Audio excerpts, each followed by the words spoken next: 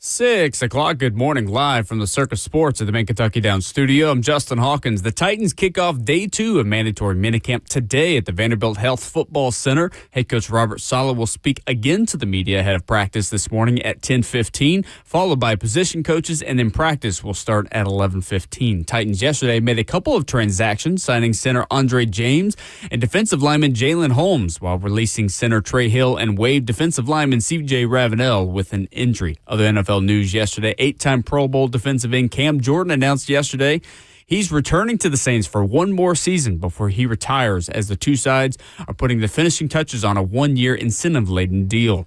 And in the World Cup yesterday, Mbappe scored twice as France took down Senegal 3-1. Erling Haaland also scored twice as Norway handles Iraq 4-1. And in the nightcap, Lionel Messi tallies a hat trick as Argentina takes down Algeria 3-0. Messi now has 16 World Cup goals in his career, which ties the World Cup record held by German Miroslav Klose. For all your foundation repair and waterproofing needs, visit USSTN.com. Breaking news at once on your home for the Titans and Vols. This is 104.5 The Zone.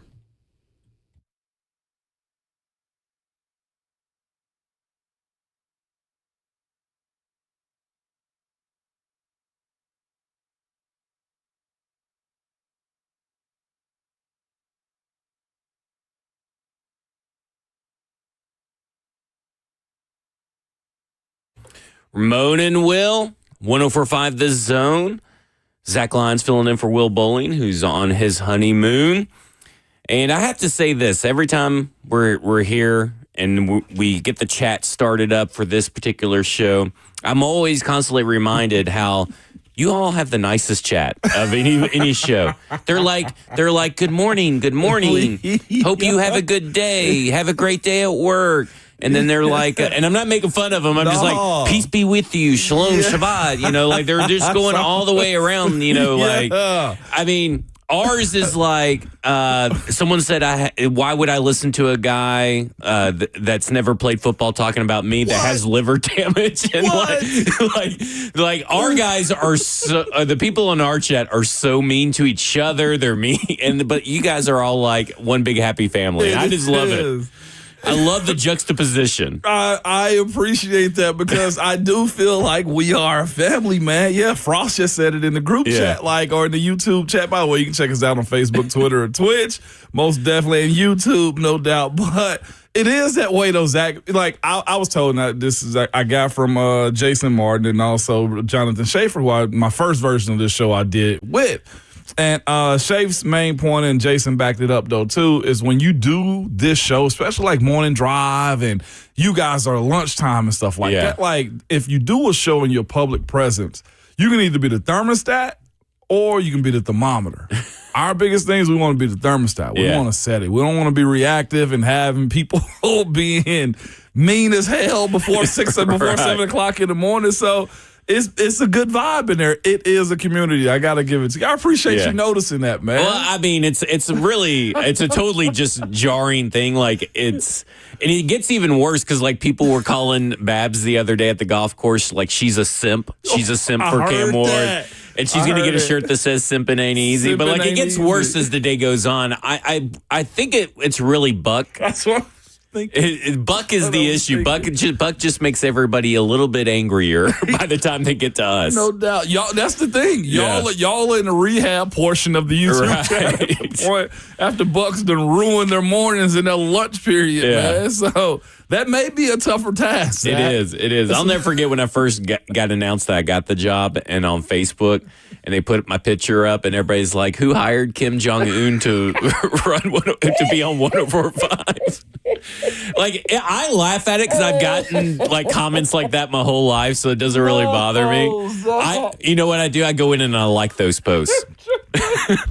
That's how you fight them. Yeah. That's how you fight an internet bully. I find it funny. That's how you fight an internet bully. You go and like the jokes. Like, okay, I've heard this before. Yeah. It's the same, man. So I'm glad to see it wasn't just me. When I took this in 2020, oh my gosh. Like, well, listen, I saw the blowback from the radio. From the radio. I've had it twice. I've had it twice, man. Is whatever's new. And we came in at a point on the show, Jason and Shafe and I, the Wake Up Zone Zone was legendary. Yeah. I mean, legitimately legendary. And everybody, of course, loved Mickey Ryan. Mickey, shout out to him. He's still in the city. Yep. I think he's working for Lipscomb, if I'm not mistaken. Still doing a lot of good stuff. New stuff scare people. Yeah. It scares people, Zach, and that's what I've learned. So when this second time came around for me to get this the Titans radio color analyst spot, I knew it. I knew it was going to happen. I mean, Mac is a legendary guy, but I find it comical that you went through the same thing. Yeah, I was also like, for your thing, I was just kind of like, I was actually a little surprised, to be honest. Yeah. Because, I mean, you'd already been on the sidelines. You've been in the radio since, like you said just now, just 2020. Like, I was kind of surprised by the fervor and the hostility of the blowback itself. And I'm like, well, he just did UT stuff. And, like, I listened to, I tell this story all the time, your all's first game, Syracuse versus University of Tennessee. Absolutely. We're listening to it in the car on her way to my wife's parents out in Bellevue. Yeah. And we're just sitting there, and like Lauren's not, really listening to radio commentary or anything. And she goes, "Man, these guys are really good together." And I'm thinking, they're pretty good. And it was awesome. And then I'm thinking all that. I understand totally my blowback because, I'm just some podcaster, right? Like nobody knows my story, but also I wasn't trying to be. I knew I couldn't be Mickey Ryan 2.0. I had to be Zach Lyons 1.1 or 1.0. Like, I mean, and that's the thing. I think it's a lot, and Kalen DeBoer's kind of having to go through this, and it's a little bit different as a football coach, but you never want to be the guy that follows the guy. That's true.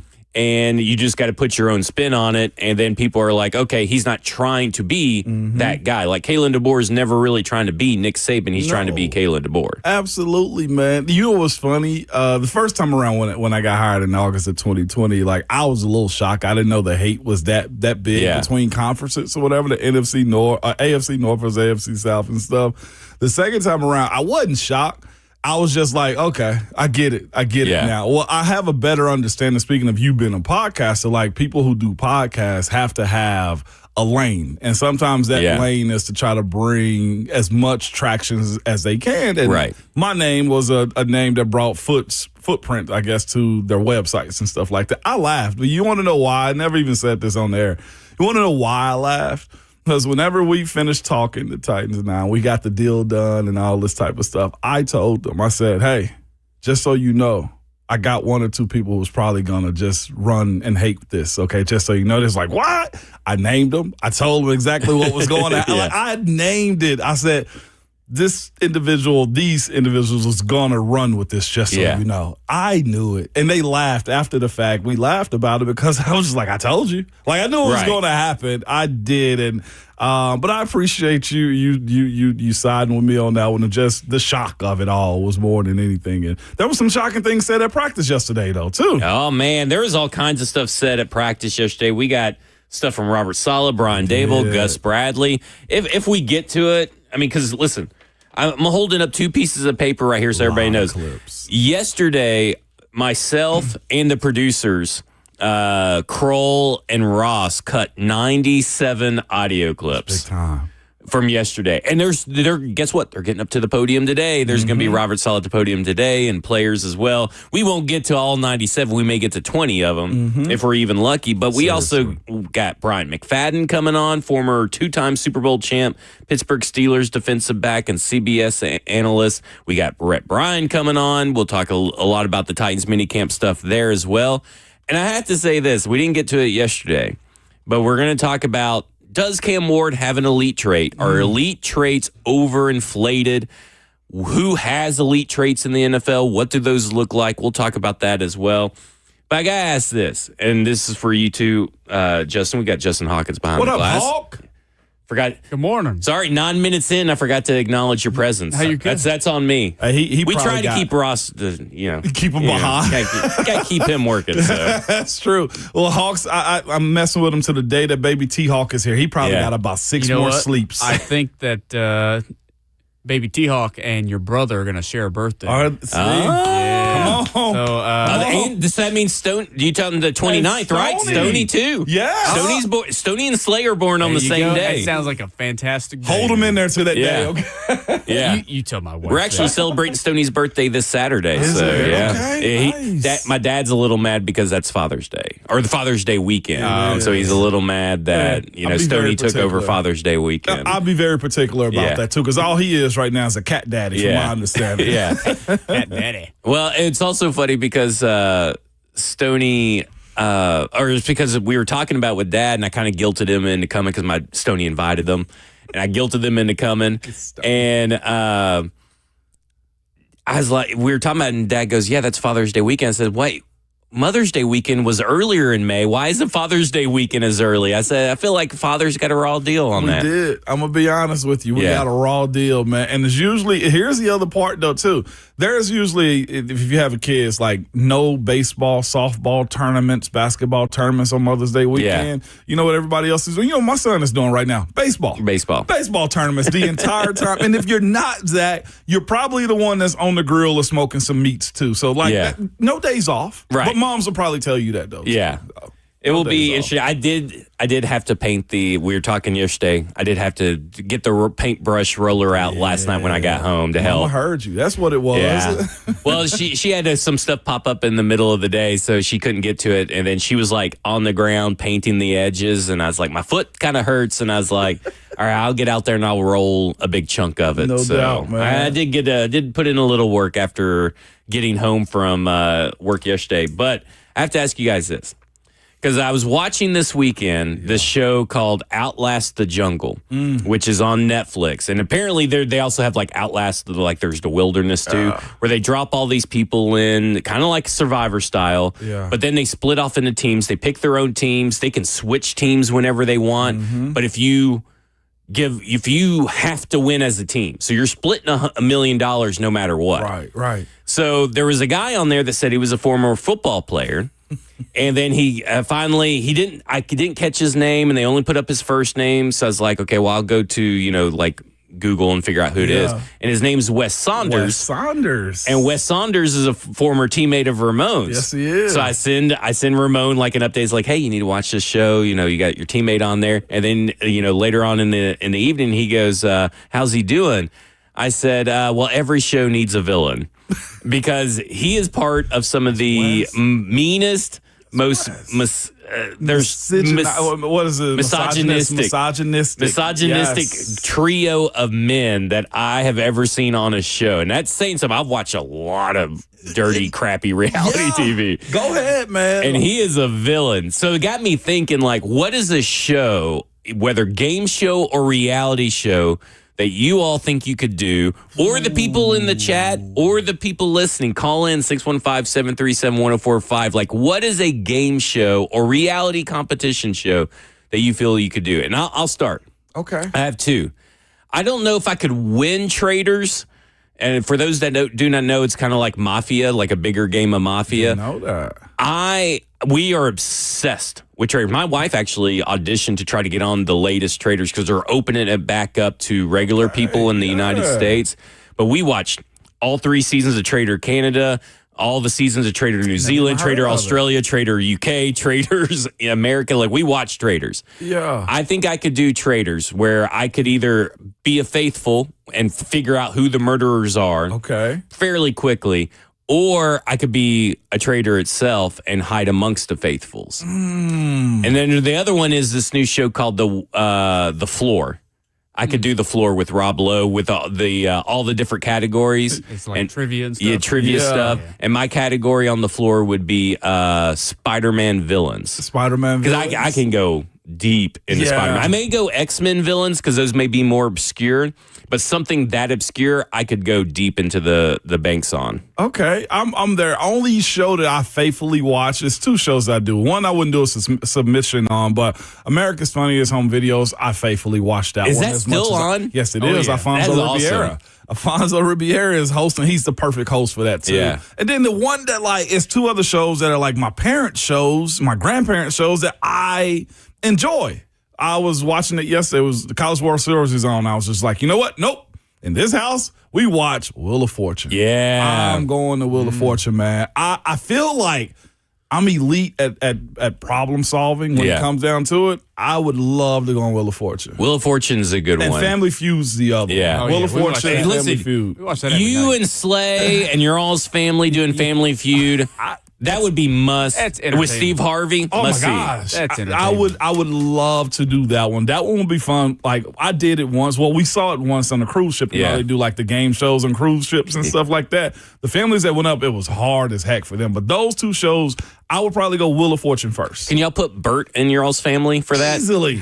Because that would just, I think you, Bert, and Slay would just be hilarious. Absolutely. We got to have our token, man. We're gonna get that done. I'm gonna email the Family Feud and see if we can get that done. Absolutely. He's family at this point. We've been to 2 weddings at this point. We went to Ron's and we went to Will's. We're family at There this you point. go. Let's meet the Savage family. What's your show, Hawk? Dude, I don't even know. We watch Family Feud every night. So that You would, do? that would be one of them. That's what I'm talking about. Yeah, we always play along. Wheel of Fortune's another one that ever since Ryan Seacrest took over, it's not as fun. Yeah. I mean, Pat Sajak's one of a kind. He is. Seacrest is solid, though. Yeah. See, I would have to do something that's like competitive, something that gets the juices flowing, like an American, The Amazing Race or something. Amazing Race. Like something that requires you to do a little bit of thinking, but also to use so I was a soccer player. I could run a lot. So you were able to run. I was very conditioned, could do those kinds of tasks. I would just need a partner, kind of like my brother or my wife, who's smarter than I am and good at trivia, who can solve these riddles and rhymes and stuff like that to get us to the next stage. But I'll get us physically because of my athletic past. Okay. The other thing is, I don't think I could do it because obviously I'm married and about to have a kid, but we watch Love Island. We're about to Well, you start that could one. do it. I could. I would just fake it. There he is. Yeah, we watched that Love Is all Blind fake show anyways. for the first time. Lauren got me watching yeah. it, and that was a wild Was show. it? Yeah, it was Wild. pretty crazy. I got to catch that one. We mentioned Love Island recently. This cast is it wild? they're just not great. Usually Not they're great. That's the one that's okay. My Ariana wife- Maddox hosts, My right? wife's asleep right now. That's fine. None of them are attractive. Yeah. Oh. None of Dang. them are. Like they're Dang. and Dang. their personalities are not attractive. Like they're just. Yeah, I will say though, this is not Zach, a good season for you, Love like we Island. got a lot of great submissions Yeah. on there. Beef man got on here. Cops is what the show. This is what we get in the mornings. All he's got to do is Cops. speed down Cops. I-65 and never stop. The Cops is what he chose the show that he'd love to be a part of. But I watch shows that I wouldn't do as well. Yeah. So I would like the one show that I absolutely loved, and they took it out. Wipeout. Remember that show? Oh, yeah. Wipeout. That would be the show. You would do Wipeout. Oh yeah, That one. that And was like an every night kind of watch. yes, absolutely. It looks fun, but I Yeah. know the pain afterwards would I just be want hell. to okay? run across the big red balls. The big red balls. Yeah, no, Yeah. you can say that's the name of Yeah. them, the big red balls, okay? And the other one that I watch, but I know I can't do it, and I say the entire time, I'm arguing with the people, why did you do this? Why are you on this show? Naked and Afraid. Oh yeah. No, No. I wouldn't. That one's Absolutely. wild. I wouldn't even. The moment that I have to take my clothes off in the wild, I'm done. I would be the one done. that would last like until like 2 o'clock in the morning. Yeah. When it gets night and like the adrenaline of being on the show is done, yeah, y'all can go ahead and pack me up. I would need permanent bug spray, permanent rodent There's spray, nothing you can do permanent about like animal spray. Like There's nothing you can I do would about probably it. need an invisible It cloak was so on. I bad. don't want it. That's just uncomfortable. It was so bad on one of them in like the Amazon that like they gave them mosquito nets and they woke up the next morning and their body was just riddled with bug bites. I'm like, even with the net, Zach, That's crazy. like that's one I watched to say I'll never do that. Yeah. We joke all the time. There's a show called Extracted, and someone had never heard of mentioned it that in one. the chat. But what they do is they go to British Columbia, put out one person out in the wilderness of your family. Well, you have two that's kinda family neat, members back in the in a studio, or they call it headquarters, and they're watching you suffer. And they have two family members have to negotiate and do all this stuff with other family members to get you supplies. You may not get supplies. You may not get water. You may not get fire or ferro rods and all this stuff. And so I always tell my wife, I says, we'll put you out in the wilderness, and me and someone else, whoever you may choose. It could be my mom. It could be her mom. It could be her best friend who's also a nurse. we'll be back in the headquarters, and trust me, we'll get you everything you need. Right. I don't care what it takes. We'll get you everything we need to win that money. Gosh, absolutely. I mean, but you don't know when you're getting, like, when you're going to survive or get survival kits. Right. Yeah, I pass. Yeah. I pass. Absolutely not. I've realized that I like control, but like I'm okay with letting go. But like I need to know like what's going to happen or an idea. I'm terrible with that. Yeah. What reality show or game show do you feel like you could go on and win? Ramon and Will, 104.5 The Zone.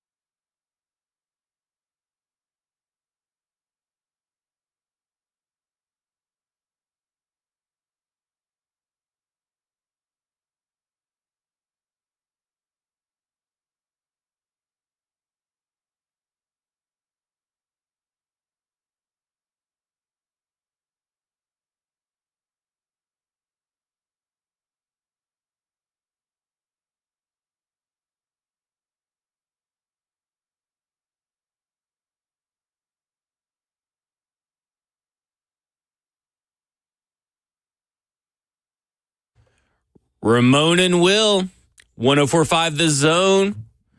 Zach Lyons filling in for Will Bowling. Got Justin Hawkins behind the glass. We got Ramon across from me. We'll have Brian McFadden at 7:20. Rep Brian at 9 a.m. And we started talking about the opening up the show, reality competition shows, game shows that you would be really good at. I do have one show that I keep pitching this, and I'm hoping someone picks it up. How they gonna get her? Charles Barkley, Shaquille O'Neal travel show. I would watch that. I mean, I think it would be one of the highest rated shows ever. It'd be one of the most clippable shows. Absolutely. I would watch it. The fact that their moms are best friends too, and the fact that they get on TV and hate each other, but are real good friends. I saw a clip of them last night with Charles Barkley, who was hilarious to me. Told Shaq, "You're not a billionaire." He was just like, "Chuck, I did some research. You about $300 million short." And I was just like, $700 million. I would be claiming to be a billionaire too. You know? So Shut up, Chuck. Shut up, Chuck. What you say, Chuck? Like, I love that relationship. That would be like the antiquing show. What is the name of it? Like, if those two did that, I love that show. By the way, it was on A&E where the guy drives around in a van. Yeah, and they do like American Pickers. Yeah. Love that show. I think them two, if them two were able to do Amazing Race, first off, I don't know logistically how that would happen because you have to get on all those planes and everything, commercial planes and all that stuff. I think it would be the best thing ever just to have those guys go to Italy, travel around, or Greece, and have to interact with locals, but also interact with each other. I think it would be the best thing in the world. Too. I love their the Charles relationship though on TV. It was funny. The reason, because they tried to get on him for the Cardi B comment. Or he was like, "Those ain't Cardi B's, those are Cardi D's." And he was just like, "Here's the thing." I think it was on Dan Patrick. He said, "They know," and he's talking about ESPN. I got about 6 or 7 years left on my contract. He said, and if they fire me, they got to pay me all of it right now. He was like, I know they're not going to fire me, so I say whatever the hell I want to. I was like, damn, it's not really that bad. That's not the best. Again, it's factual. I mean, let's just be honest. It's factual. All right, let's go to Mario. Mario, you're on with Ramon and Zach.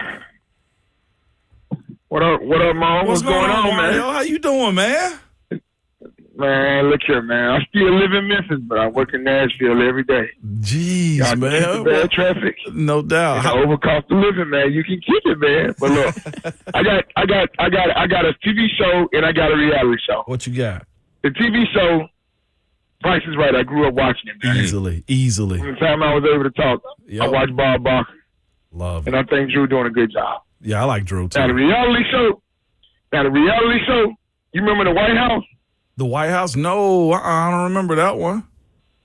Yes, it is. It's still coming on now. It's starting Donald Trump. You know what I'm talking about? The clown show. Oh, my God. Look, yo, what's wrong with you, man? What? It's something new every day, huh? You made me go to whitehousegov.gov real quick, Mario. I was like, what the heck are you talking about?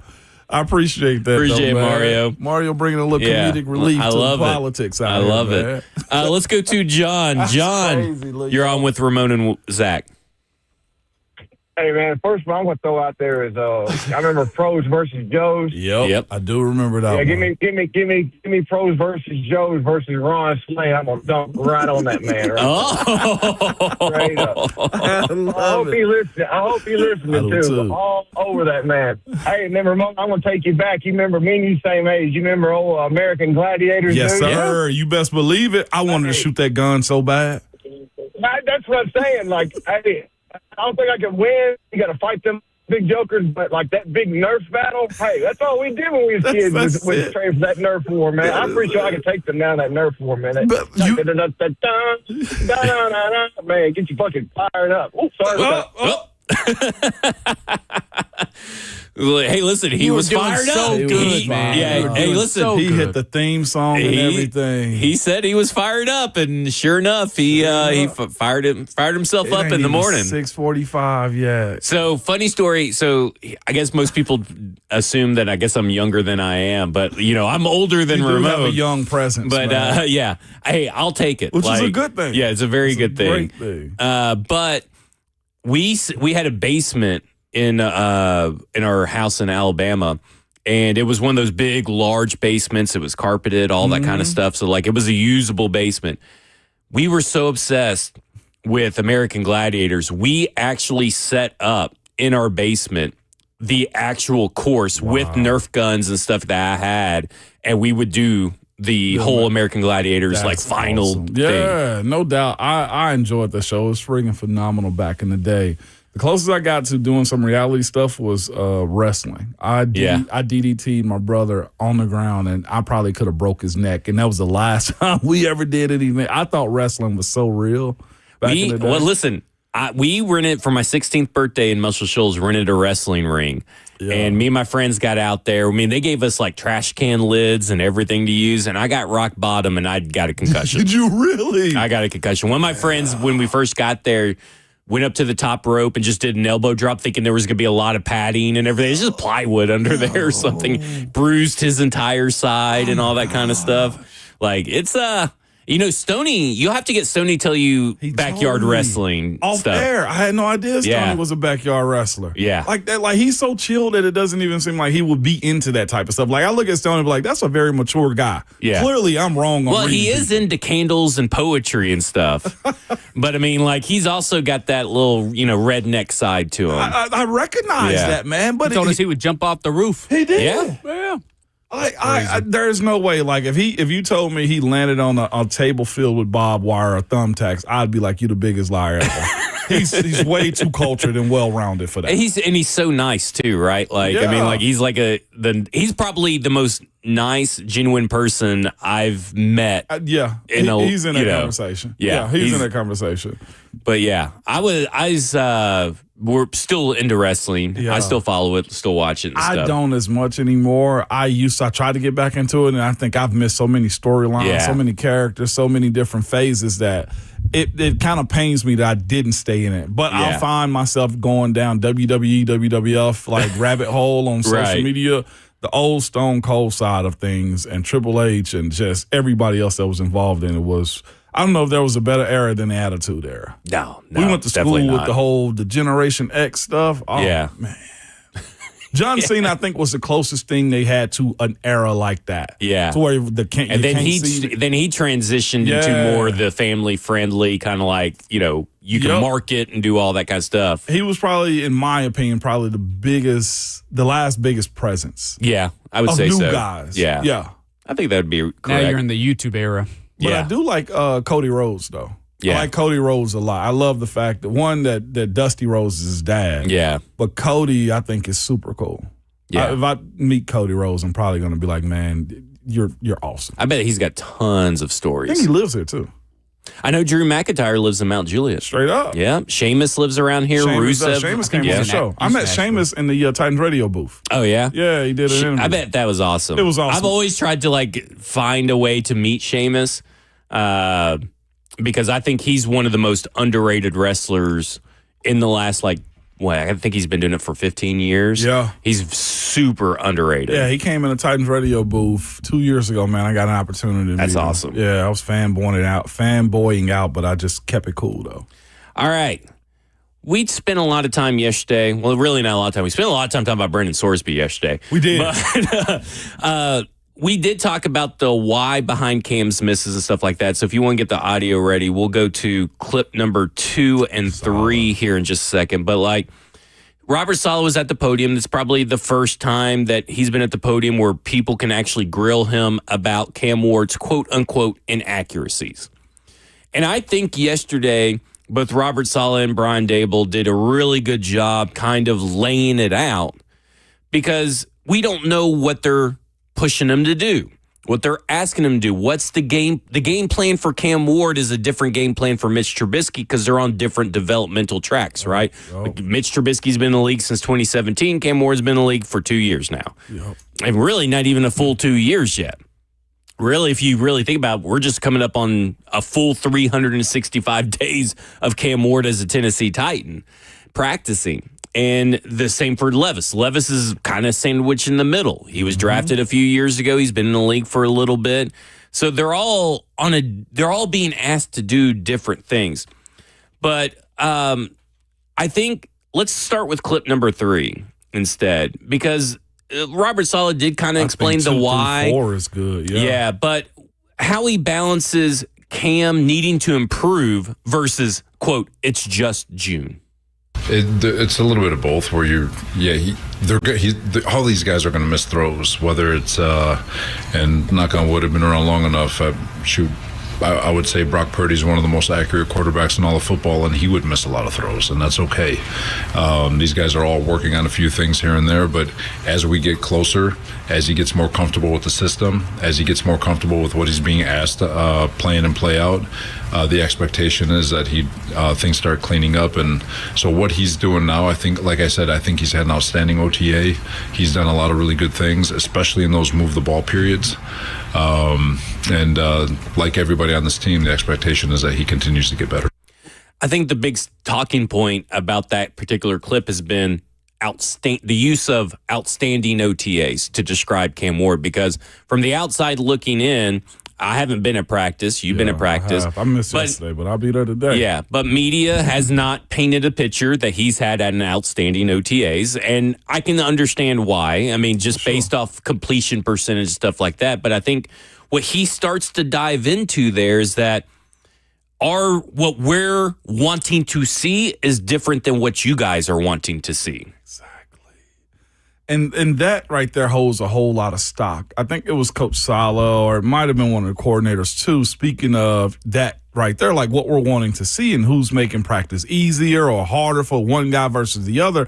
The script continually changes from the ones, twos, and threes. And what they're wanting to see from the ones, or the first group, I don't necessarily want to just name it one, so it's not all of them the starters just yet, but what do you want to see from the first group is probably unique to what you want to see out of Mr. Trubisky. Yeah. Different from what you want to see from Hendon or Will Levis as well. And like they said it, I think it was Gus Bradley said, like, they don't repeat plays. If you mess up or if you screw up, it's on to the next play. We'll get that one in film and we'll correct based off of those things. So just because you've had one bad throw, well, that may actually benefit you later during the season or during training camp, whatever the case may be, in which that's a growing moment for you. If it was a perfect practice, there'd be nothing to correct. So when you get into games and you're shell-shocked, then it's problematic at those points because you didn't hash out all of those issues. Like if I heard, I think it was Coach Robert Saleh was mentioning it, like I got to figure out what the safety is. I got to figure out how I'm going to fit this ball into this gap and what decisions need to be made. It was Dable. He was just like, well, is there an outlet here that we need to check on as well? There's so many different methods that go into that conversation about accuracy or that conversation about progress that a player is making based upon just only good plays, because let's say if Cam becomes check down Charlie and he never goes down the field, like completions are high, but the ability to move the ball down the field may not be there the way you want it to be. You got to threaten the defense at some point. Exactly, and that may come with incompletions is what it is. And coaches, this is their job. They're paid to coach. They're paid to correct. They're paid to figure out, Zach, what are your weaknesses? And that's what they're going through in this phase of the year right here, and that's what practices are for. Okay, we're going to hear from Brian Dable on this same exact thing, and he's going to tell us what they're looking for from Cam Ward at these OTAs. And I think it's very important that fans and our listeners know what they're looking for, because what they're looking for is different than what media is conveying to us because, hey, media don't know. They're not in the rooms. So we're going to talk about that when we come back. This is Ramon and Will on 104.5 The Zone.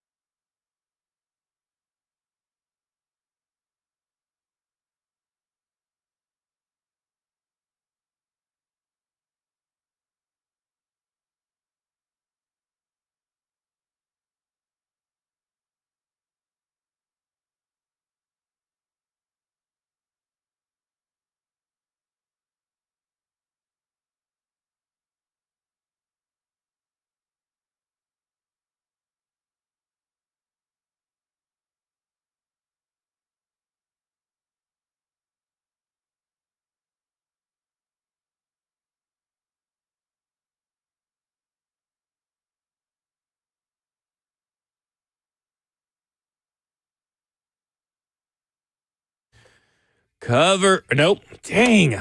Almost. I mean, it's the first hour gets me. See, I got you because we were talking on the break right there. Yeah, You got we real were talking. I should have stopped talking before I got on the mic. Ramon and Will on 105 The Zone got Justin Hawkins, got Ramon across from me. I'm Zach Lyons as well. So we've been talking about Cam Ward. Robert Saleh just a few minutes ago just told us, how he balances Cam needing to improve versus this just June. So what we were talking about is like what they're essentially asking Cam to do, push the envelope, do this, do that, is different than keeping track of completion percentages, interceptions, and touchdowns. I appreciate that stuff, but that at the very most is box score scouting, right? It is, no doubt. So it was Brian Daboll had a really great presser. I encourage everybody to go to the Titans. They have now a press conference YouTube page. Titans, so I do encourage everybody to go over there and listen to the full thing. So we're not going to be able to get to all the clips. But here is Brian Daboll on the context for some of Cam's missed passes. Well, I think you have to look at the whole picture and see where the deep safeties are and the tempo and arc and pace that you need to throw with the football, controlling the middle of field safety, using your eyes the right way, movement. There's different adjustments that receivers have relative to when the ball is coming, how quickly it's coming. Is it an over-top throw? Is it a back shoulder throw? All those things are tied in together, Paul. It's not the quarterback, it's not the receiver, it's a line. It's everybody that terms of completing a successful play. But he's had plenty of those good ones too. So again, what I'm looking for is our grasp, being able to operate quickly, having our eyes in the right spot, being able to move defenders when we need to move them, slight reset and throws when we need to have them, and give our guys a chance. And I think each practice, we go back in there, we look at the tape, have a lot of confidence in Cam, and have a lot of confidence in the other quarterbacks as well. So there you go. I mean, there you have it. I mean, it's where was completion percentage and interceptions and on that? Nowhere, right? Nowhere. And I get it. Again, from the media perspective, that's a lot easier to put into context for those that can't be at practice. For sure. But, I mean, this is also why the It's June conversation is kind of like a big deal, because just listening to Brian Daboll, and I just came to this kind of realization yesterday, I already knew that playing quarterback is obviously difficult. It's a lot. But when you start hearing this, and we'll play the option route stuff later, because that stuff just will, it deserves its own time. It's just crazy. Yeah. But like they're saying, he's talking about where's the deep safeties are at, the arc and velocity, the different movements that you have to do, the different movements of the wide receivers. But he's looking for grasp, operation, the eyes, safety, that stuff is what he is looking at. That's why when they say that Cam is having a good OTAs or Cam is having an outstanding OTAs or doing a good job, is because they're noticing the stuff that we can't possibly see from our vantage point. What are you like? That's the thing. Like, coaches aren't going to divulge what they're asking their players to get better. I think we can watch it from your perspective by saying, like, we know things we want to see him get better at. But that's a totally different agenda inside of the building. It may just be, where is his feet pointing when he throw the football? Does he read the safety? Where are his eyes at? Because that's the other part, though, too. The eye in the sky don't lie. There's a camera in front of them and behind them and on the side. And you can see everything that you're wanting to throughout the course of practice. Does his head go left before throwing the ball to look the safety off? I've heard Blaine mention these things on Cover 2 with you guys. Like, there's a lot that goes into the eyes, into the body language as well. Like, when I see out there Cody Barton or Cedric Gray getting upset that Cam threw the ball over their fingertips, well, it's probably because Cam manipulated them. They probably thought the ball was going that direction, but Cam either looked them off, looked wider than they thought the ball was going to go, and hit them with that sidearm or something like that. So there's a lot that goes into playing the quarterback position. And again, I say this, we talked about this before we came on air. It's two positions when we get to the option route side of this conversation. The fixins. The fixins. All the fixins, man, that a wide receiver has to go through. But the quarterback goes through the same thing. Like, I say this as like endearment to the position of playing quarterback, but they are special creatures. Yeah. There's so much that goes into the mindset of taking the ball. Is it a 3-step? Is it a quick throw? Is it a 5-step? Is it a 7-step? Is it a bootleg? what snap count is it on? Like, there's a lot that goes into that, and they get real finicky and just particular about who's on the field with them, what plays are being called, and how much freedom they get as players, because the play's not over when the ball gets in their hand, or the fact that when they say a 3-step drop, like there's like 5 or 6 different options on one play, and you got to figure out what's the right one. So when I mentioned time and time again, like, when you have your guy, you have to make sure that your guy knows you're in the same boat with him, because if you're asking me to lead your franchise in a way that's going to make me look good and you as a franchise too, like, all of our jobs are dependent upon his performance. And there's 18 different options on one play, Zach, other than a handoff. Even on the handoff, there's the selling of the bootleg after the fact that may come into play in the third quarter. Like, that's one thing I admired about Peyton Manning. If he was handing the football off, his roll out to tuck it and kind of set the play action up later in the game was elite. Like, you didn't know if Peyton still had the ball or if he handed it off sometimes. Yeah. Like, the professionalism and making sure those things become super mundane is where you want it to be. But before you get to that point, though, Zach, you have to make good stuff become regular. And I think that's what they're asking Cam to do right now. Make it boring. Well, he also has to they're up on Instagram. A Buffalo Bills Buffalo Bills analyst apparently grabbed like some plays from Brian Dable's handbook or playbook or whatever and put it on Instagram a couple of years ago. Wow. Excuse me. There's a play right here. I just counted the words. 17 words in one play. Tough. And so that's also, like, we heard Cam Ward, relay a play and try to get someone in the media to, do it back. Yeah. And I don't even think that play was as long as this play. I'd love for you to read it on air later. Yeah.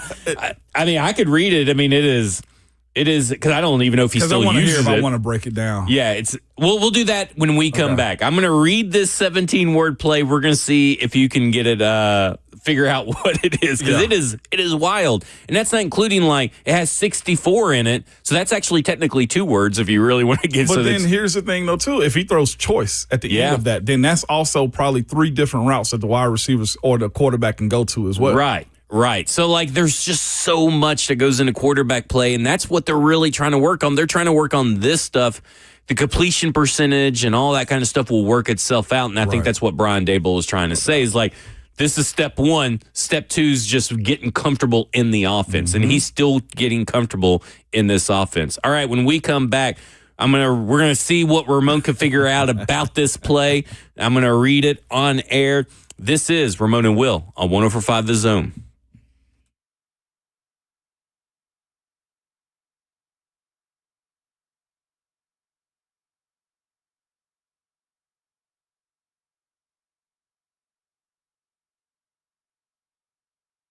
It's Ramon Foster for Hiller Plumbing, Heating, Cooling, and Electrical. Man, we do not like dealing with those issues at all, especially when it comes to plumbing and you got people all over your house for the cookout. We know the 4th of July is coming up and nobody wants to be dealing with those type of issues. Or the HVAC when it's super hot outside, or just simple electrical emergencies too.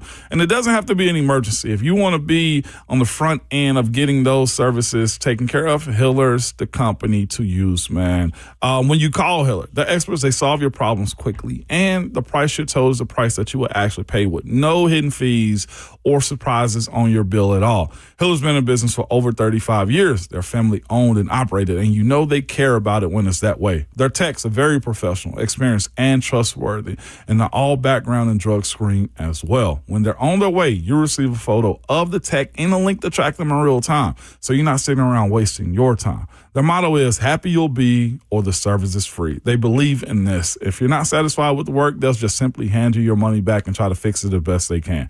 To learn more about Hiller, to book with them like I do, simply head over to happyhiller.com.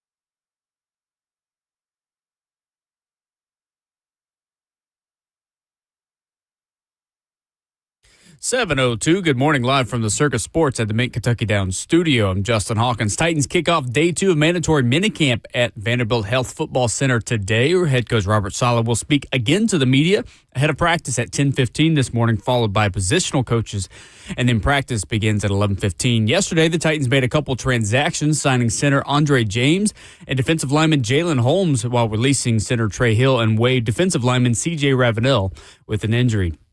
Other NFL news yesterday, 8-time Pro Bowl defensive end Cam Jordan announced yesterday he's returning to the Saints for one more season before he retires, as the two sides are working on a one-year incentive-laden deal. And in the World Cup yesterday, Mbappe scored twice as France takes down Senegal 3-1. Erling Haaland scored twice as well as Norway handles Iraq 4-1. And in the nightcap, Lionel Messi tallied a hat trick as Argentina takes down Algeria 3-0. Messi now has 16 World Cup goals in his career, which ties the World Cup record held by German Miroslav Klose. For all your foundation repair and waterproofing needs, you got to go to USSTN.com. Brigaduzza once on your home for the Titans and Vols. This is 104.5 The Zone.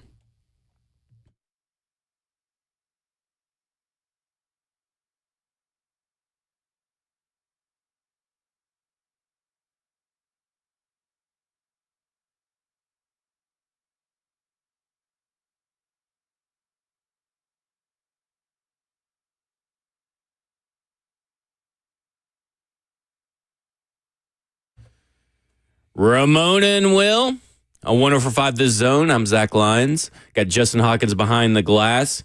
And I'm going to read this play. So it's funny. I'm going to blame, if I get in trouble, I'm actually just going to blame Stoney. Absolutely. You got a fall guy. Because Stoney is the one who put me onto this Instagram post that he found of about 4 or 5 of Brian Dable's play calls as a Buffalo Bills offensive coordinator. Yeah. So that was several years ago. We're talking 2020. So things that may have changed. I would say this too. Like, I don't think anybody will get in trouble or should get in trouble, because I was working with, I had to leave out yesterday. I had my freshman football lineman I'm working with, and there's an older guy, it's a older kid who's a junior I work with, and he's working on his pass rush skills and stuff like that. So I messed with him a little bit. I actually got caught in the eye a little bit yesterday too, with a little elbow, okay?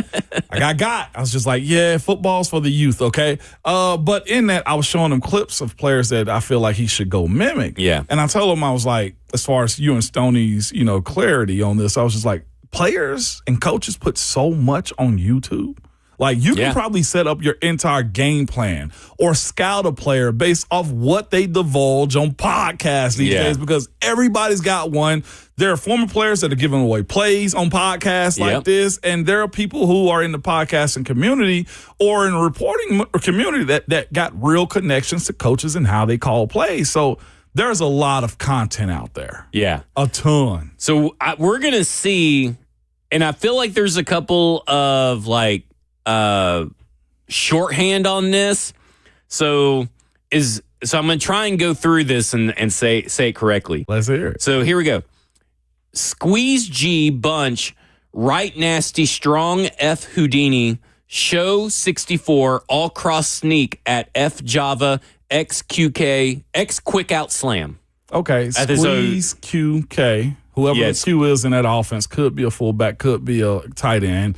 Bunch right, you said? Yeah, squeeze G bunch right nasty strong F Houdini show 64 all cross sneak at F Java X quick out slam. That's a pass play. Number 4. Number 4. Squeeze. What was that? Q motion or Z motion? Squeeze G bunch. Squeeze G bunch. Okay. What's the next part? Okay, that's a bunch right. Yeah. Right nasty strong F Houdini. Right nasty is probably a motion. Straight Houdini, probably a ghost play behind it. Get it? Yeah. Houdini. There's probably a ghost in that where he's getting the snap. Somebody's in motion going around the horn. Show 64 all cross sneak. 64 is a protection for the offensive line usually. Maybe a 6-step drop right there. 4 might be the route for the tight end. Okay, that looks about right. Yeah. All cross sneak at F Java X quick out slam. X cross, so probably down the field. There's a crossing route. And F what? F Java X quick out slam. So it's a quick out somewhere. So there's an out route right there. So they look like they got crosses. There's a pre-snap motion. There's a ghost that's incorporated within that play as well. And there's like a 64 protection, which might mean they're going to the mics to the right, sliding to the left is kind of the way I see it. Yes. They've designated the mic to the right, 64. tight end's probably to the right, and they're probably sliding to the left. Yeah. Yeah. And so the X quick out is a 4-step, then you go to the out. Sideline. Yeah. Quick you out. tack the leverage on that. Then there's the leverage of it's a dollar sign? What's the dollar sign? Leverage safety. I guess safety. so. Yeah, so strong safety. That's what I figured, but I just wanted, that would make sense. Yep. SS. SS.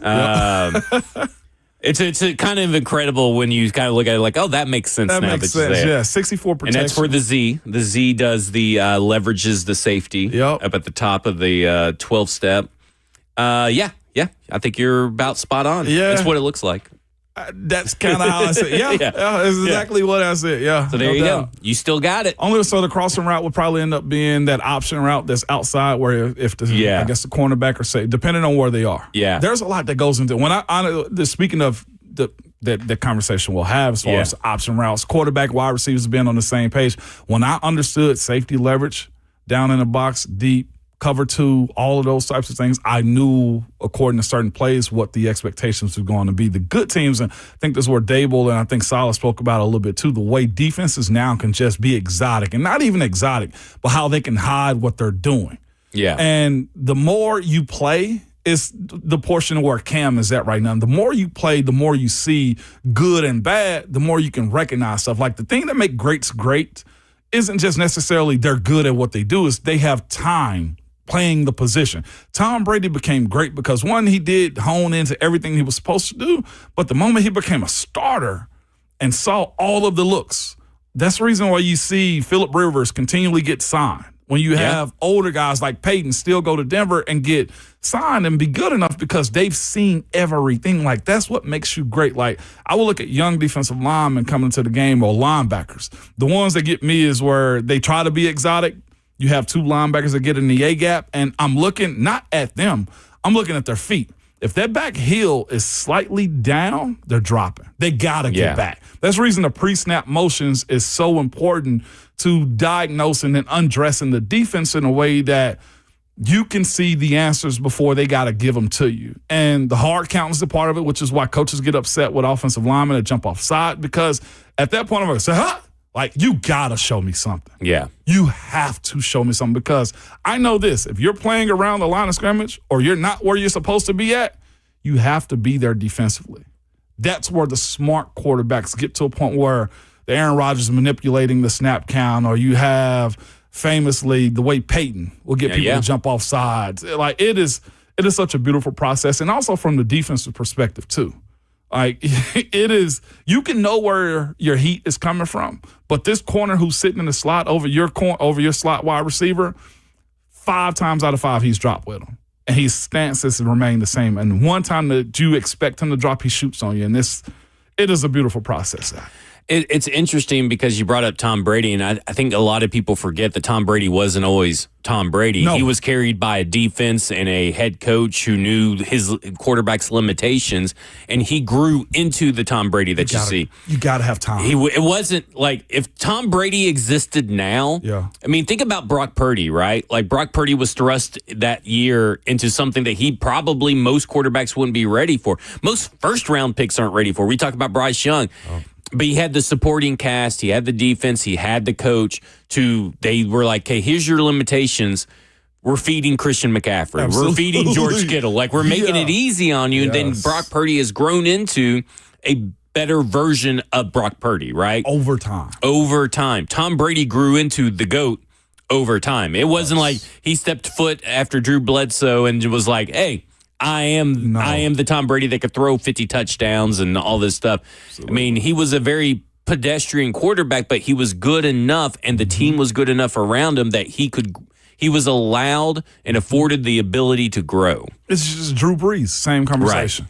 Right? Before he actually became Drew Brees, like, he was a part of the cast. And then he took off and started just daggering people down the field and stuff like that. Yeah. And that's I don't want to call it unfair to Cam, because we're not trying to simp on this show. It's too early in the morning to be simping for a team, okay? But I have heard simping ain't easy. It's not, but that's why the reality of building up your franchise usually takes more than 1 year. It's a process of keeping the same staff, the same quarterback, and most of the same parts on your team available to you. That's why the homegrown side of what we've been preaching, I feel like, for years now, draft and retain. Yeah. That plays a part in that. Yeah.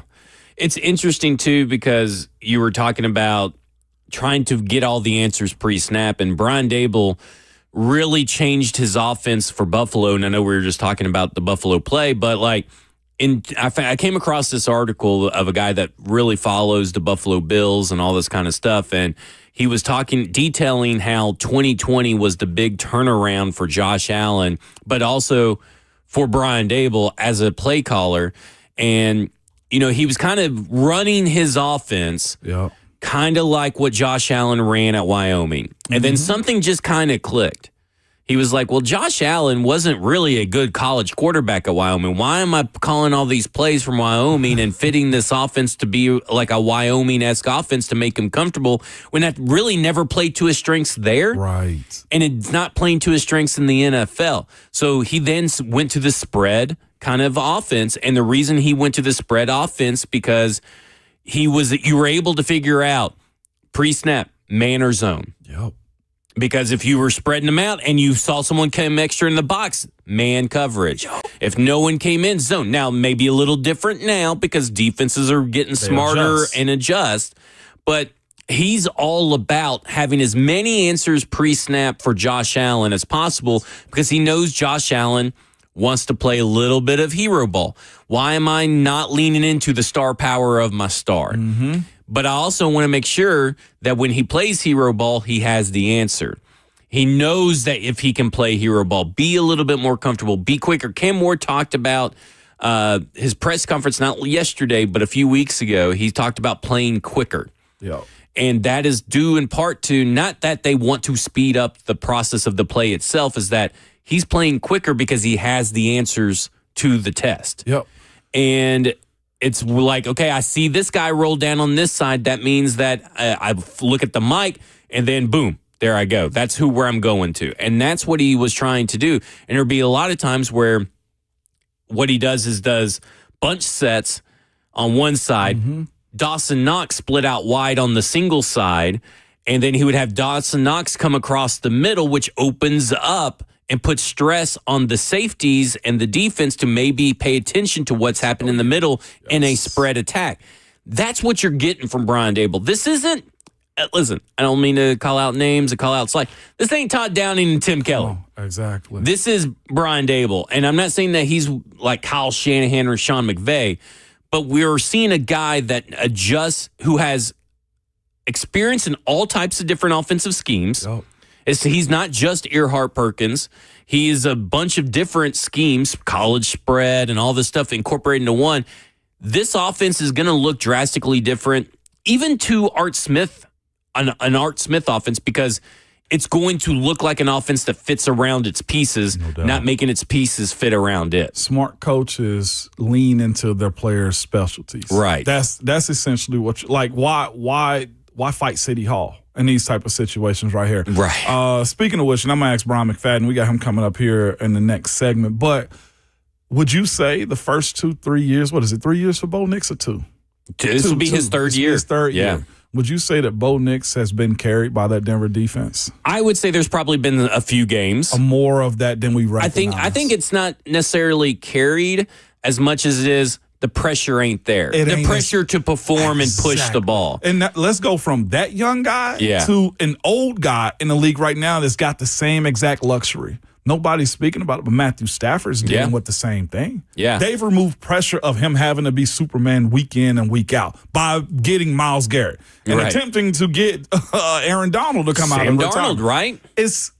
But we look at these guys, and we got to get to B-Mac, but like we look at these quarterbacks, the good ones, the elite ones in the league, as if they're doing it by themselves. Now, here's the thing. Having that clutch gene is a necessary part of that position, though, too. I bring up all the time, like Brett Favre's ability to just thread the needle is elite. Like, and the elite quarterbacks got that about him. Patrick's wizardry that he has. Like, but the other part of that is, though, Zach, you have to give those guys time to be able to do those things. Yeah. Or they have to have the ability by themselves times, like a Russell Wilson who could scramble back there. No doubt. And all that stuff. But it's also on the other end of those wide receivers that are good enough to find the chemistry to get on the same page as the quarterback, too, to make those plays. As Stoney says right here, we could put it this way. Bo Nix's career probably has a rockier start if he lands somewhere other than Denver, because he also got the benefit of Sean Payton. Facts. Sean Payton in that defense. Sean Payton in that defense is real. Again, we talked about Caleb Williams walking into a good situation his rookie year. He didn't have the coaches that Bo Nix had. Now look at it. You can see the pictures a little bit clearer now, right? Same thing with Bryce Young and Dave Canales. It's happening, and we'll be shocked like, oh, man, he's arrived. Like, no, this has been a steady build-up to get to this point. All right, when we come back, we'll be joined by two-time Super Bowl champ and cornerback and CBS analyst Bryant McFadden. This is Ramon and Will on 104.5 The Zone.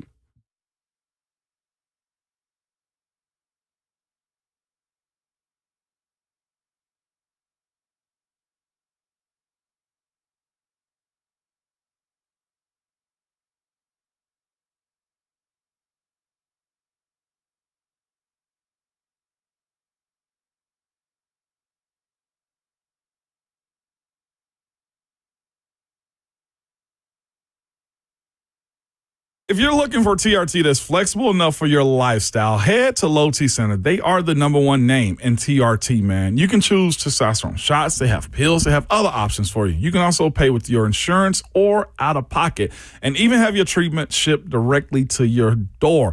And at Low T Center, they are offering new peptides, new treatments, and so many different options, good people, where you can boost your energy, your libido, and confidence for results that you can actually feel. Synergex and Low T Center, they provide testosterone replacement therapy and hormone replacement therapy tailored to your body, your lifestyle, and most importantly, your budget. When your hormones are imbalanced, patients, they feel fatigued, they feel a low sex drive, mood changes, and body changes too. Balancing your hormones, it means living a better, healthier life. And here's the pro thing. Testosterone is not just for men. Testosterone is also for women as well. It can help boost your energy, your confidence, and your drive, and so much more. And here's the most important part. It will not turn you into a man. Doses for women are very careful, so you can meet your goals that you're looking for. There's no reason for me to upsell you anymore. I'm telling you right now. You can go ahead and book your free testosterone test now at fixmylowt.com. That's fixmylowt.com.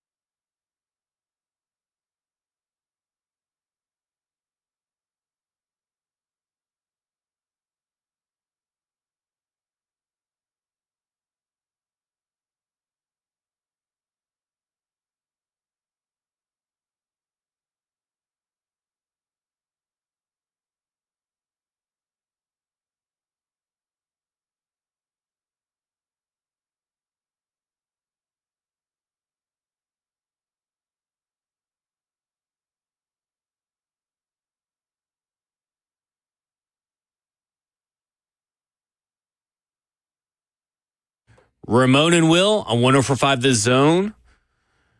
I'm Zach Lyons filling in for Will. Got Ramon across from me, Justin Hawkins behind the glass. And on the phone, we got two-time Super Bowl champion with the Pittsburgh Steelers. Yay.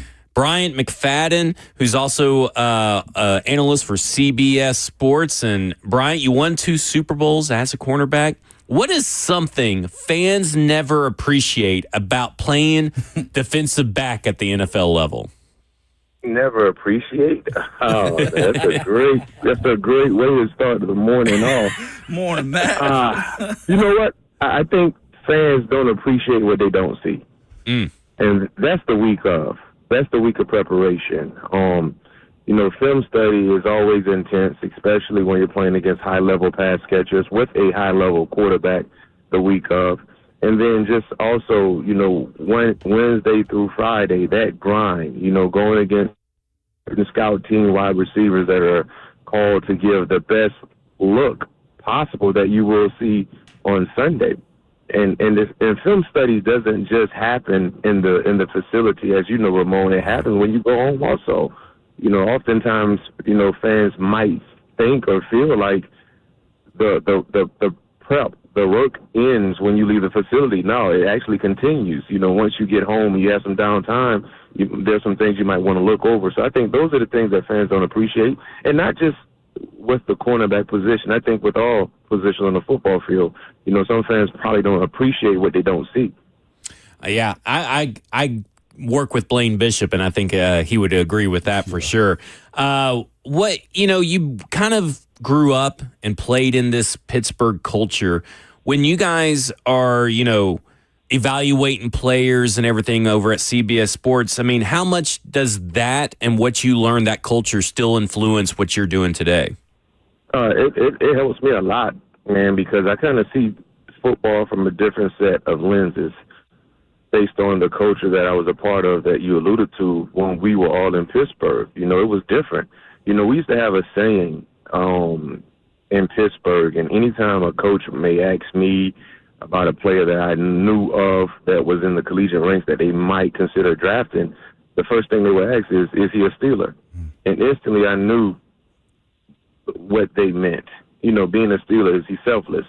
Is he willing to put his self-pride away for the greater good of the team? Is he a hard worker? Is he a guy that doesn't mind doing it the dirty way? Is he a lunch pail type guy?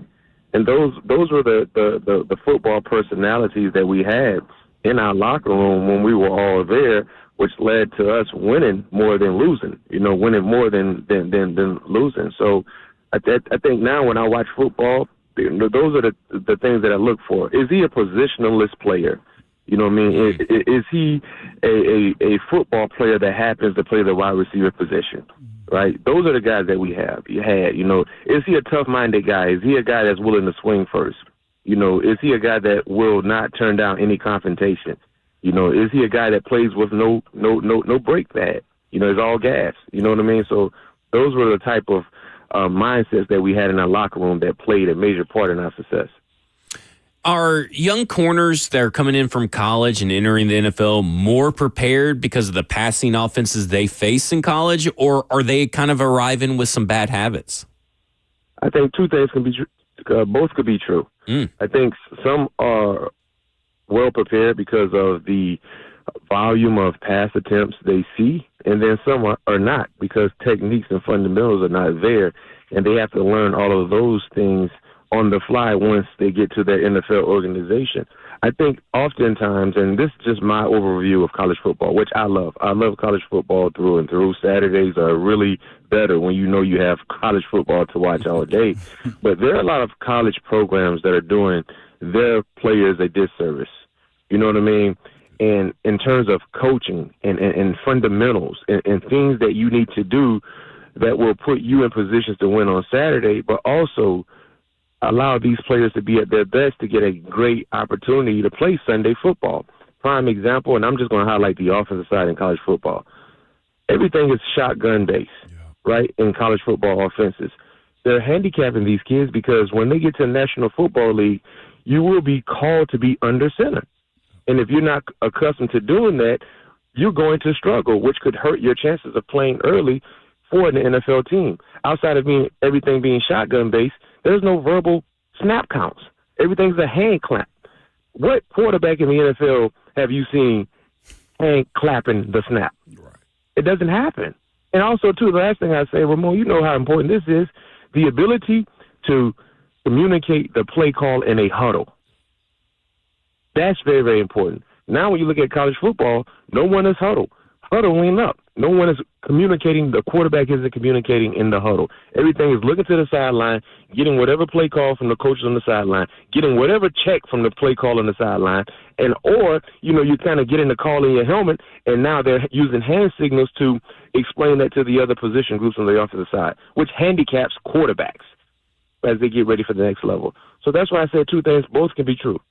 Love it, love it. We're talking to Brian McFadden, two-time Super Bowl champ with the Pittsburgh Steelers and CBS sports analyst. No doubt. Mac, man, you kind of led me to my next question, or my first question with you, man. And I don't think we speak about it enough. We're looking at Cam, and there's a lot of course, online conversation about where he should be, or any young quarterback that's playing football and is drafted high. I'm sure we're going to hear a lot about that, about Fernando Mendoza this fall. When is he going to play? What is he going to look like? How good or how bad he is? But, Mac, the question I have for you, I guess, is from your perspective now on the analytical side of this, are quarterbacks carried more than we actually realize, especially even the young ones specifically, but even the older ones? We just talked about a second ago, like Matthew Stafford right now has one of the biggest golden parachutes ever by them trading for Myles Garrett. Like, that helps your defense, which also helps your quarterback. But we always give the quarterbacks the praise. How often are quarterbacks carried, Mac, on a year-to-year basis in the NFL? I mean, some are carried more than others. You know what I mean? And when you talk about offensive structure, there are a lot of quarterbacks that do more with less. Yeah. And there are a lot of quarterbacks that are in a really, really good situation. And for a young quarterback, you would like it to be a nice, sound balance for them to be able to be at their best. Because oftentimes when there's a quarterback who doesn't have the ability to be carried at times, they press and they usually struggle, and they usually stunts their growth when it comes to the maturation process and developing in the right way. So to your point with Matthew Stafford was already a very, very talented quarterback, even in his Detroit days, but they didn't win a lot because he didn't have the carrying asset around him. He had to do a lot. And he did as an individual, but did it lead to wins? No. And then you put that same talented player in a more structured organization where they had the ability to carry him from time to time. And guess what that led to? The individual success along with the overall team success. So I think that's why it's important to have both. Yeah. Because, Ramon, you know how difficult it is to win in this league week in and week out. That's a hard task to deliver on if you're telling your quarterback you need to carry us instead of us carrying you. And it happens. In our championship years, Ramon, there were times where our defense carried our offense, and you look at the Super Bowl, y'all had to carry us. Yeah. Right? That's what good teams have. That's what good teams have. Bad teams don't have it. So for a young quarterback like Cam Ward, we know he has the talent. We know he has the mindset. He has the heart. He has the love of the game. But for him to be able to reach his peak, his best, Tennessee needs to be able to carry him from time to time. And it's not just about the defense, also the offense. Yeah. Helping your second-year quarterback be able to be at his best. Prime example, second-year Drake May compared to first-year Drake May. And even though the offensive line had their heels and their battles in the playoff run, regular season-wise, when they were healthy, they carried him, and he lived up to the billing as well. And they carried him in moments. They carried him in moments, which is needed, in my opinion. Yep. And that's the fine line is you have to follow the game plan, be in the system, and what makes young quarterbacks great is those moments. Two guys that come to mind is, you're right, Drake May being able to get outside of the pocket and run touchdowns, like that's his moment. Or when you look at a guy, of course, like Bo Nix. Bo Nix has his moments where you're like, okay, now is his time to shine. But that's also given with the support group that's around him, Mac. And I don't think we highlight that enough, man, when it comes down to, hey, this guy's great, but it's also their ability to know when to go and when to stop. That's a fine balance to me. That's very, very important for young quarterbacks. Because when you get to a level like a Josh Allen or Lamar Jackson, the lead singer can carry the group every given time, basically. Yeah. But when you're a young quarterback, the group is more important than the lead singer, in my opinion. Until you reach that status where we know you are him. Mm-hmm. When we know you are him. And those two examples are very, very ideal for this discussion. Drake May, Bo Nix. There were moments where the group was more important than the lead singer, and they were able to deliver in a timely fashion. And then oftentimes, of course, your lead singer is going to have to live up to the billing, and those guys did so. But if you're telling a young quarterback who's in year 2, week in and week out, you got to deliver us in this league, in the NFL, good luck. It's hard. It's hard. It's hard. Yes, it no is. No question. Two other dudes that they brought in. Malik Willis going to Green Bay, getting in a better situation. Got him $22+ million a year. Another guy that took a big step, in my personal opinion, is Caleb Williams. It wasn't all great for him, but he was supported enough when it came down to him to make his points, make his moments. He took advantage of them, Mac.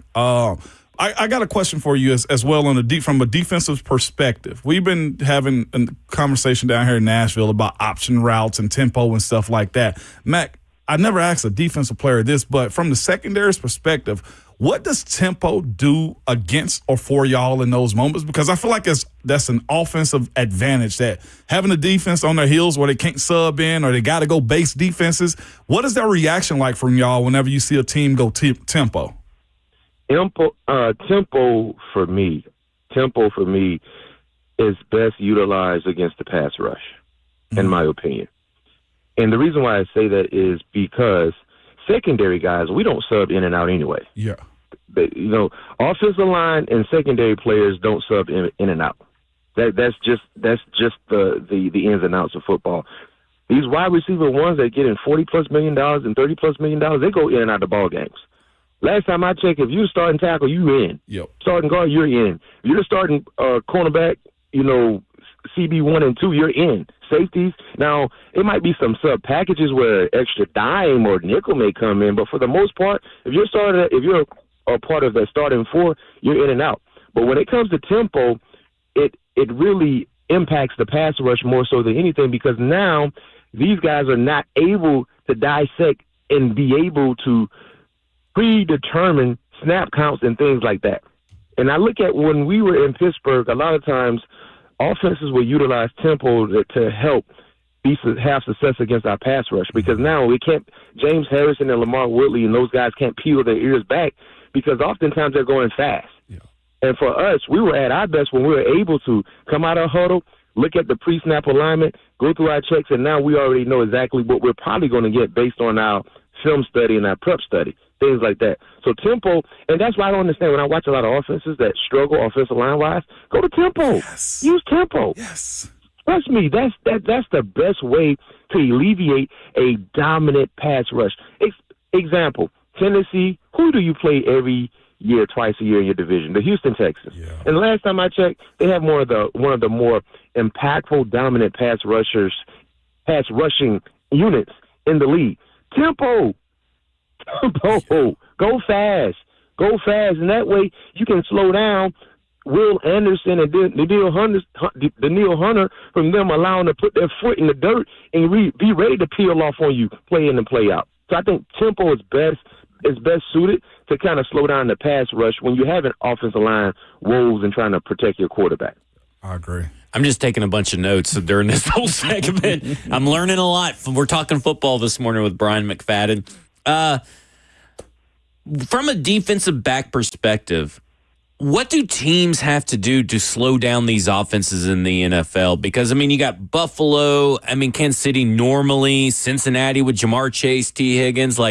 When you look at the AFC and then you even go to the NFC, what do defensive backs and defenses have to do nowadays to slow down? Because I saw this article from Steelers Depot where you talked about on CBS Sports HQ that the Steelers were playing a lot too much man on third down. Like, what do teams really need to own in on and focus on to kind of, you can't really stop offenses, it feels like, but just slow down some of these guys? The element of surprise is something no quarterback is ready for. I don't care if you're MVP, rookie, third year, fourth year. The element of surprise is something that really hurts. I mean, I don't want to say hurts, but could really affect the success, offensive success. And what I mean when I say that, to your point about what I said with the Steelers, they were playing too much man-to-man on third down. And if you're predictable, good luck in being successful against these high-level OCs and quarterbacks and these offensive stars. So if I knew you're playing too much third down, and I'm not watching in and out film study, guess what? These guys are watching everything you do. Yep. They know that as well, along with everything else. So if I know what you're going to do on third down, for the most part, because everything is percentage-based, right? If you're playing a lot of man-to-man on third down, you're probably an 80% man-to-man third down team. So these coaches already know that. Now it's about understanding what your go-to third down man-to-man calls are. And once we learn that, now we know how to defeat you. Because if I know you're going to throw a right hook every fifth punch, guess what? I'm going to prepare for that right hook on that fifth opportunity. Yep. And that's what offenses do. So for us, what made us so successful in Pittsburgh defensively, I'm just sharing my experiences, right? Granted, we had really, really good defenders, no question. We were all very, very tough. But our strategy was phenomenal. Dick LeBeau would never allow us to show our hand to whoever it was we were playing, especially on the money down. The check cashing down is third down. That's where you cash your checks. That's where you go get cash and you deposit it. And if you don't have a game plan in place for that check cashing down, you're going to lose ball games. So on third down, if we're playing a cover 4, we're going to show you one. We're going to show you one. The second-level guys, listeners, second-level guys are considered linebackers, and the third-level guys are considered DBs. The second and third-level guys, we play hand-in-hand.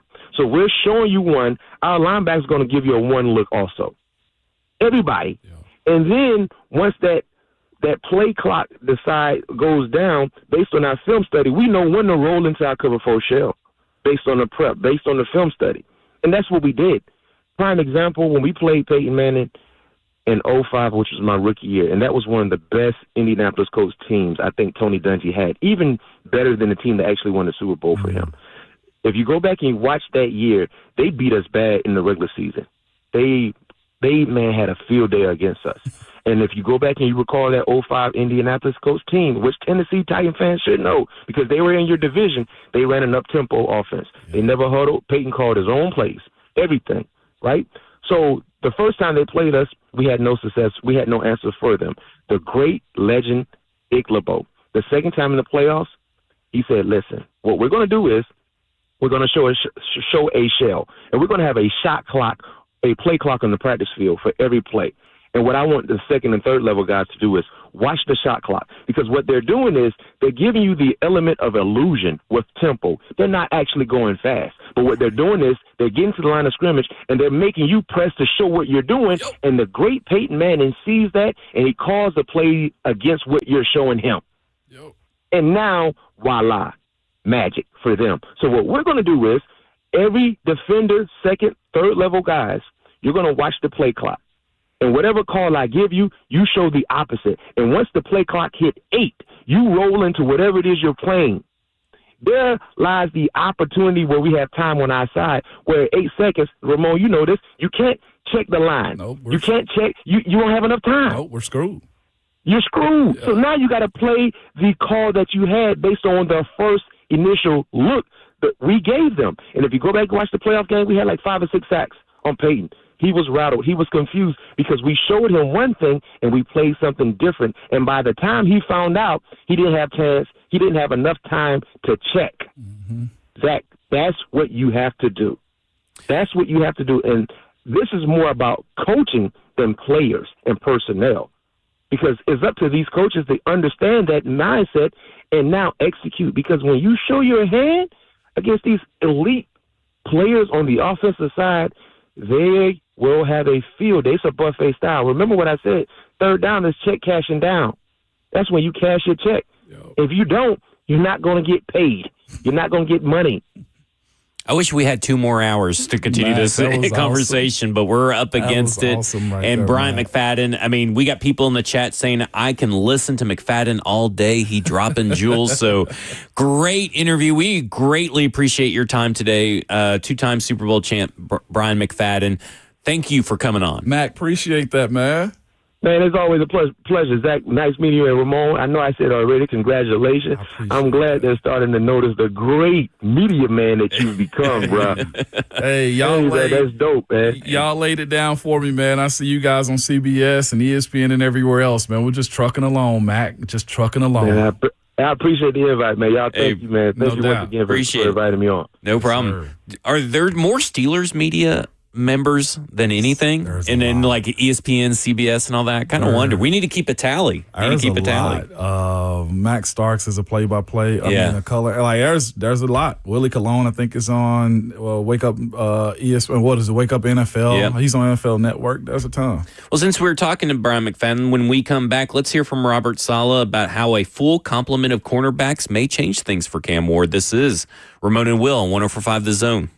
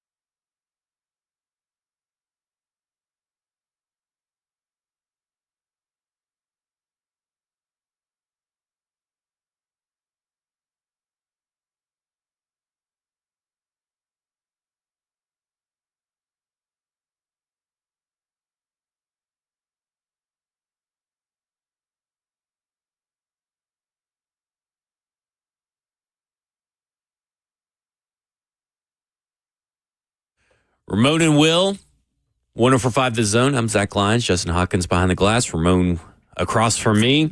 And listen, if he would come on at 6 o'clock, I wouldn't need coffee or Celsius because Brian McFadden got me all hyped up, full of energy. Mac rolls, man. I mean, we went a little long, so this will be a little short, but that's all right. But I'm just taking notes on my sheet of paper over here of stuff that I want to circle back to, do a little bit more research on, and kind of understand the game a little bit better. He was full of knowledge. Yes, he was, man. Just giving a breakdown of the safety and the secondary side of it too. And he had an awesome breakdown, and I never thought about it from their perspective. And tempo, offense. It's like the secondary, he's right, can pretty much pace themselves the way offensive line do as well. Because the thing about going tempo for a wide receiver 1, wide receiver 2 is if the quarterback is going down the field and the wide receiver gets tired numerous times, then he's got to come out. That allows the defense to change out personnel as well. So the complexity of how you go about running tempo, is it going to be short game? Is it going to be long shots? Is it just going to be the way he described them going against Peyton Manning in that 05 era? You find yourself as an offense just trying to hold the clock. Yeah. And if you got smart defenses, they can kind of switch up on you as well. It's such a cat and mouse game, Zach, and how you go about this. Yeah, it's also interesting because, the big topic has been this defensive line rotation for the Tennessee Titans and pass rushing in waves and all that kind of stuff. And listen, we all know, and I think they even said it yesterday, but we knew when they were talking about Big Jeff's still going to play more than 60% of the snaps. Easy. Yes. He's Big Jeff. Yeah. Jermaine Johnson, probably the same way. Not sure about John Franklin Myers, but when an offense sees that maybe Big Jeff's off the field, do they switch to tempo? Yeah, or if Jeff's on the field, how do they approach it then in those moments? Because, again, the wear down comes from the D-line. Right. They have to get rushed. Yep.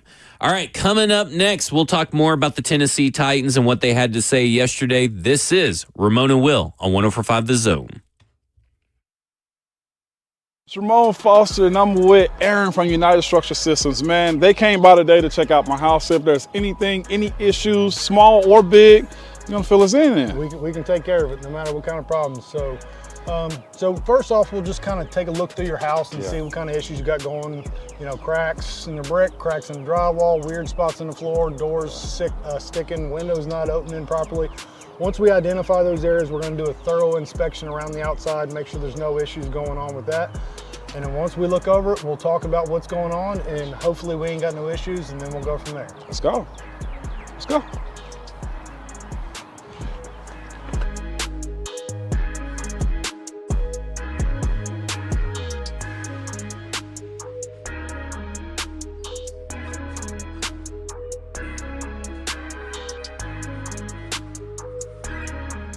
Mr. Foster, so we have looked at the issues that you brought up. We had the drywall in the attic up here above your bonus or your garage. You had some doors sticking. I did. Going in your bathroom. So we've inspected all that. We don't see any major structural concerns. So you're going to be one of our lucky good news customers today. There is some minor deflection there. That's not an uncommon thing. As any house is built, it's its biggest and its strongest the day that it's born. Right? And from that point, it just gets older, just like us. We ain't hopping up out of bed, taking off down the hallway, running downstairs. And not protecting quarterbacks anymore. No. Opening up late. We're done. Your guard ain't there no more. Okay, so. I got you. So it just happens. It gets a little older and it starts to deflect. Now, there are some things we can do to kind of help adjust those doors, mainly adjusting in the door, which we don't necessarily do, and maybe doing some light shimming in the crawl space down there to address those sticking doors. But for now, no major issues there. We did talk about the grading in the back and some issues that we can take care of back there for you. But that's pretty much up in a nutshell. No big issues and you're good to go. So. Awesome. So again, what you deal with United Structural Systems is it's upfront, it's honest, and now I can sleep peacefully at night, okay?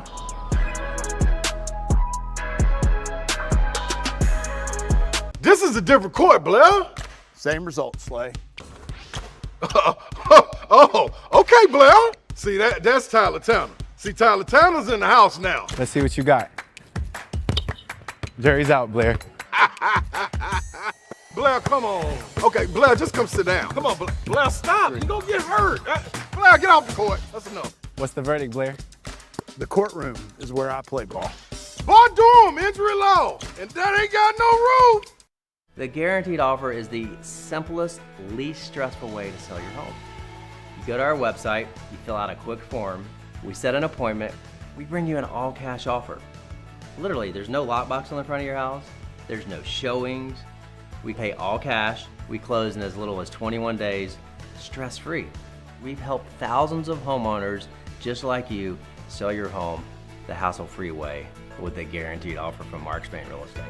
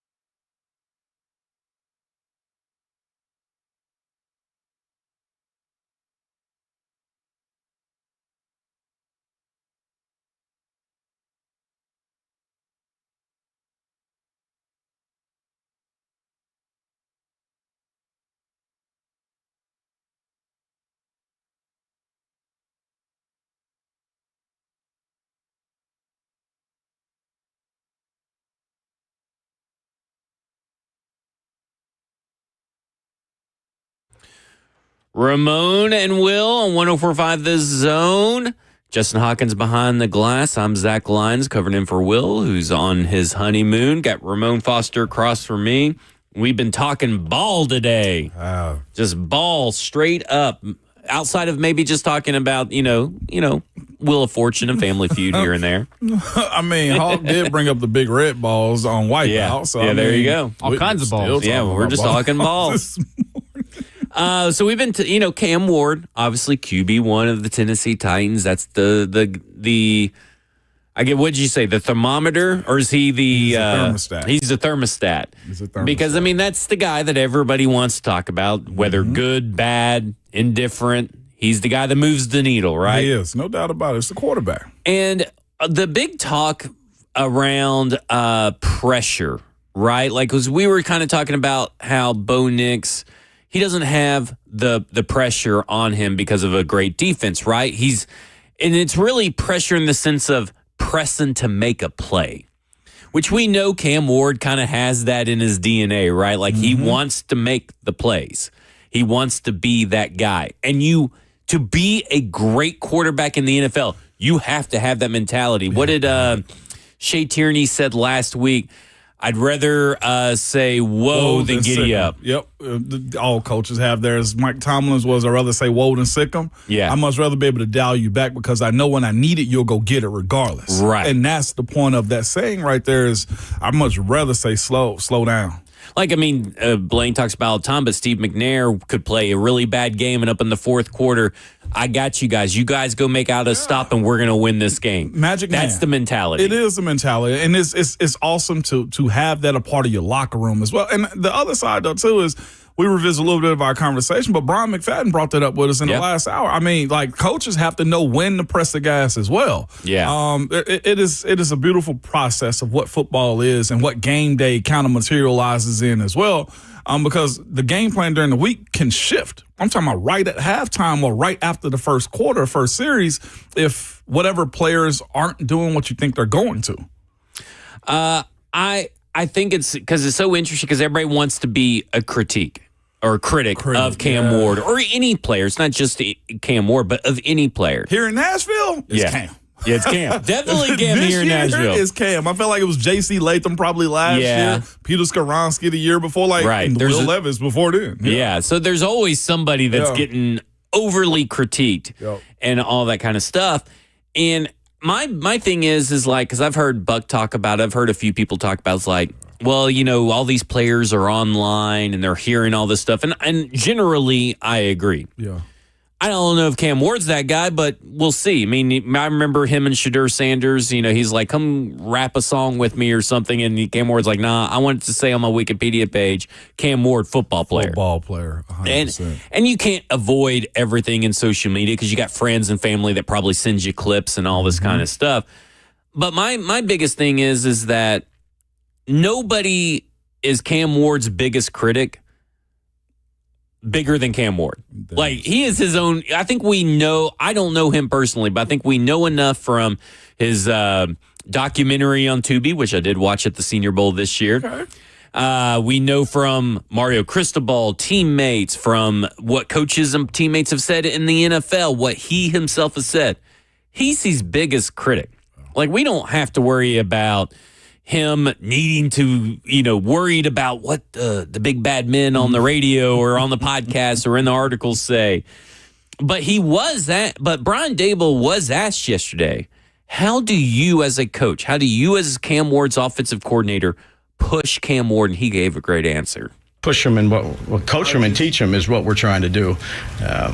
Again, he's got very good awareness, field vision, instincts, and you go out there, you practice, you do individual drills, you go to 7-on-7 or team settings. We've done a good amount of situational work, and you come in and you correct it or you praise it, but you teach it. That's what at the end of the day, we're teachers. We got to do a good job of teaching, and he's a good student to teach. I just think that's the correct way to go about it. He's going to push himself. Yeah. Now, you as a coach, obviously there is, and you yourself are a coach. You do push a little bit, but ultimately you are a teacher. You are, because Your job as a coach to understand more than the players do. You're supposed to have that experience to understand this scenario is going to present this moment. So let me teach you how to beat this moment. Let me guide you, coach them, and teach them. Those are the things like I referenced Mike Tomlin because like I love the fact that he would say this, and Brian McFadden said this in this conversation too. Like a lot of what we're doing and asking of the players starts with the coaches. The coaches are paid handsomely to do their jobs as well. And it's flagrant on you to just say, well, he'll figure it out. Right. Or if you change your game plan into what you think they should or should not be doing. I will say this and I contest. I think, and the guy's an awesome person. I'm glad to see he picked up in another city with an NFL job. But I think Brian Callahan's fatal mistake was giving Will Levis too much. Yeah. I put too much on this plate right at the beginning. When we saw him, was it 3 years ago? 2-3 years ago when Will Levis came into the training camp as the guy. They hired an offensive-minded head coach, and he's the offensive coordinator. He's the play caller. When we saw him in the springtime a few years ago, Will Levis was at the line of scrimmage, real close to the ball. It felt more controlled.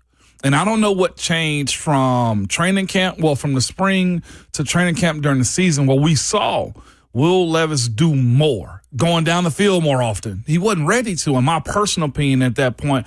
I'd be interested to know if Brian Callahan could go back, would he keep the leash tighter to the hip on him? Because, again, my job is to coach you and to teach you why not to do dumb stuff.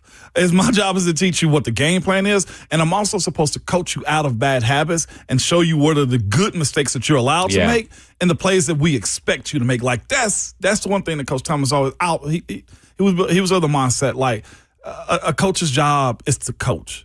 If you find me a coach that doesn't like doing his job, then I need to fire him. And that's the way I feel about a lot of coaches in the league. Like, we watch Carmen Brasillo right now and Coach Whitecott, and if you're at practice, you see those guys enjoy teaching those guys and coaching them up on what they're supposed to do. Like, the way Brian Dable's intertwined right now with Cam and the relationship and the back and forth. Like, it is a fascinating approach. You see Randy Jordan out there right now with the running backs. Like, what I'm seeing out of Tony Pollard, I'm like, it looks like he's got a new pep in his step.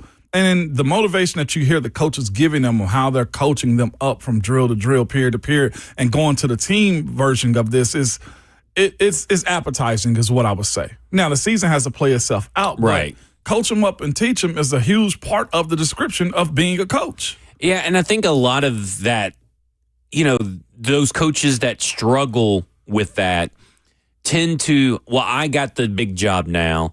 I got the big title now. My way or the highway. Yes. My way is best. And I think sometimes they come in with this idea, this game plan of this is the style of offense or defense that I want to run. And we're going to run it. And and it's kind of like Mike Tyson, right? Everybody's got planned until they get punched in the mouth. And Brian Callahan got punched in the mouth numerous times and didn't change his game plan. And I think Will Levis did as well. Yeah. Like, there's the adjustment to the adjustment that you have to be willing to make, too. Because you got to know, because, like, the player has to adjust, right? Like, I mean, Jackson Dart last year, I think, is a great example of this. Dude, you got... After one concussion, I think I'd be trying to change the way that I just take off and throw my body into these 300-pound men when there are available avenues to pass. Like, that's a little bit of a growing thing for a rookie that, hey, I don't have to run the ball. I got an outlet. But instead, he chose to go and he got like 5 concussions and all that stuff. Like, not all of that's on. I know people want to blame Brian Dable or Mike Kafka, but like, Will Levis, I mean, he's the one who decided to dive like head first and hurt his shoulder and all that kind of stuff. Like, there's just so many things that it's uncontrollable. But as a coach, your job is not to come in and say, I want to run this style of offense and this is what we're going to do. And I've seen enough of Will Levis in pre-tape that he can run this offense. Well, you don't know what Will Levis has between the ears. No. Yeah, and all that kind of stuff. And that if you don't adjust your approach in the spring, well, then you're done. You're done. Because you can't, it's really, people always talk about adjustments. And there are things you can do. But once you're past a certain point in the offseason, it feels like to me like You are who you are. And if you don't make adjustments by at least week 5, you are stuck. You're chasing at that point. Or you're going to have to just go to an oversimplified game plan. Right. Until you figure out what you are. And then you're thinking of not messing up the entire time, though, too. But to get back to that point on, the way Dable speaks of what Cam's process is this spring. Yeah. It is a lot of teaching. It is a lot of, slow motion to it. The fact that they're going through the plays and meetings and then come out and do walkthroughs and then they do a different walkthrough. And there's so many different periods in which you're pressing him to do different things. And what we found out yesterday, I think it was either from Gus Bradley or from Dable, what one group does at the quarterback position, what Cam does is different probably from what Mitch Trubisky's doing. It's different from Will Levis has been asked to do. They're not repeating plays or trying to compare one play to the other one. If Cam is messed up on the play, they will probably get that play again tomorrow instead of, hey, Levis did it, right? No, you don't want these players being judged off of it. Plus, there's a lot of teaching that goes on in the film sessions by Cam watching Hendon, by Levis watching Trubisky, and you got to be able to be cerebral enough to understand what they did and what you shouldn't do if there was a mess up. Let's talk about that. This is Brian Dable on the different completion percentages, which is just so funny to say in OTAs. Hilarious. Different completion percentages for quarterbacks in OTAs. Well, we don't really repeat plays, so every play is a unique play in and of itself. I might give you a quick throw. I might give him an intermediate throw. I might give you a deep throw. There might be no outlets. There might be a pressure where your outlet has to stay in. Every play is unique in and of itself. And the quarterback's job is to go out there and try to make the right decision. His decisions have been excellent. And then, complete a pass. But there's, completions. I've coached receivers, I've coached tight ends, I've coached quarterbacks, backs. Everybody's got to be on the same page with that, and we're working on that. That's what this time of year is for. It's when I asked you yesterday, I think it's our very last segment of the show yesterday, I asked you, what does it really mean to make things harder for your quarterbacks? And one of those things that he just talked about is sometimes I don't give you an outlet. No, find it. Where's this instinct that we hear about? Because you are the 1%ers of quarterbacks in the world at this point. You should be able to find where those outlets are if you've studied it, if you understand what the game plan is, and you know that the defense has certain problems. That's the other side as well. When you're in this phase of the offseason and you go into training camp, your biggest goal should be to just figure out what the scouting report is on my own defense. If I know it's 3rd and 5 and the defense want to bring heat off the slot, then I have to be heads up for that. I got to also understand, I'm probably just needing 5 yards, so I don't need to hold on to the ball and go too deep. And it's empty. I don't have an out. There's somebody somewhere, and I got to find that moment, or how quickly can the ball get out of my hand to let my players also make plays. That's that side of it, too. Sometimes a smart play is to know that it's not your play. Right. Get the ball out quickly, give it to Daniel Bellinger, and let him go down the field. Those are the things that you have to do in those moments right there. Garner Helm, and that's a smart play per se. Not necessarily that the coach is saying, man, we had an out for him. No, he made a decision, and that also gives me more of an ability to watch him grow and know that he can make those plays in game. That's when you allow him to go no huddle himself. Right. That's what that does is he knows what he like. He knows what the soft parts in the defense are, and we'll cook with this. Yeah, it's going to be interesting. I think this is. I don't know how much of it will result in wins. That's true. But I do think this offense is just. I think it's going to be better. I think the offensive line is the big question mark at this point for me, outside of Cam. Yeah. But we'll see. We'll see. Coming up next, let's talk about quarterback traits. Let's talk about elite traits. Are they overinflated when you're talking about trying to win a Super Bowl, trying to get into the playoffs? Let's talk about who's got them, what traits are for a quarterback as well. This is Ramon and Will on 104.5 The Zone.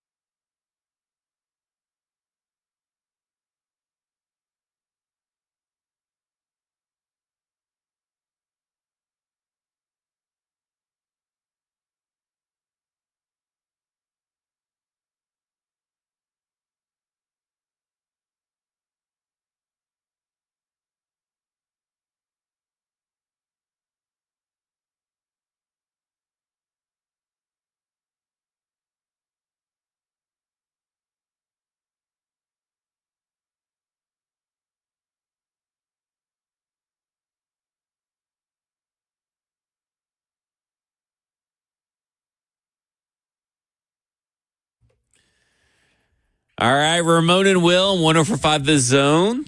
Got Justin Hawkins behind the glass. Okay, so traits is a very broad term for any athlete, right? Like, what are your traits? And I think there's an interesting discussion to be had when it comes to Cam Ward. Now, listen, we all understand, on this show at least, that Cam Ward's in year 2.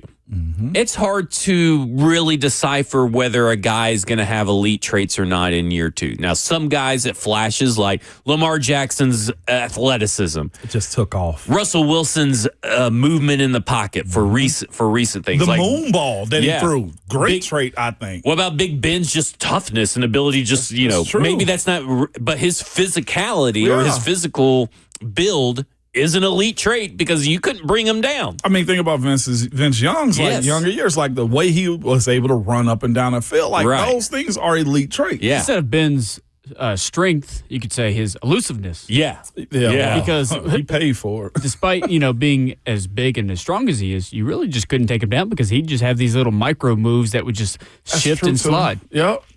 But those traits when you think of the elite quarterback. Steve McNair kind of did that. Yeah. Absolutely. You look at Patrick Mahomes, who's the guy right now, right? His ability to feel pressure, get outside of the pocket, and throw on the run is an elite trait to me. And like, Tom Brady, he kind of grew into all of his elite traits. I mean, he had good traits. They turned to elite because your development just never stops. Yes, right? Absolutely.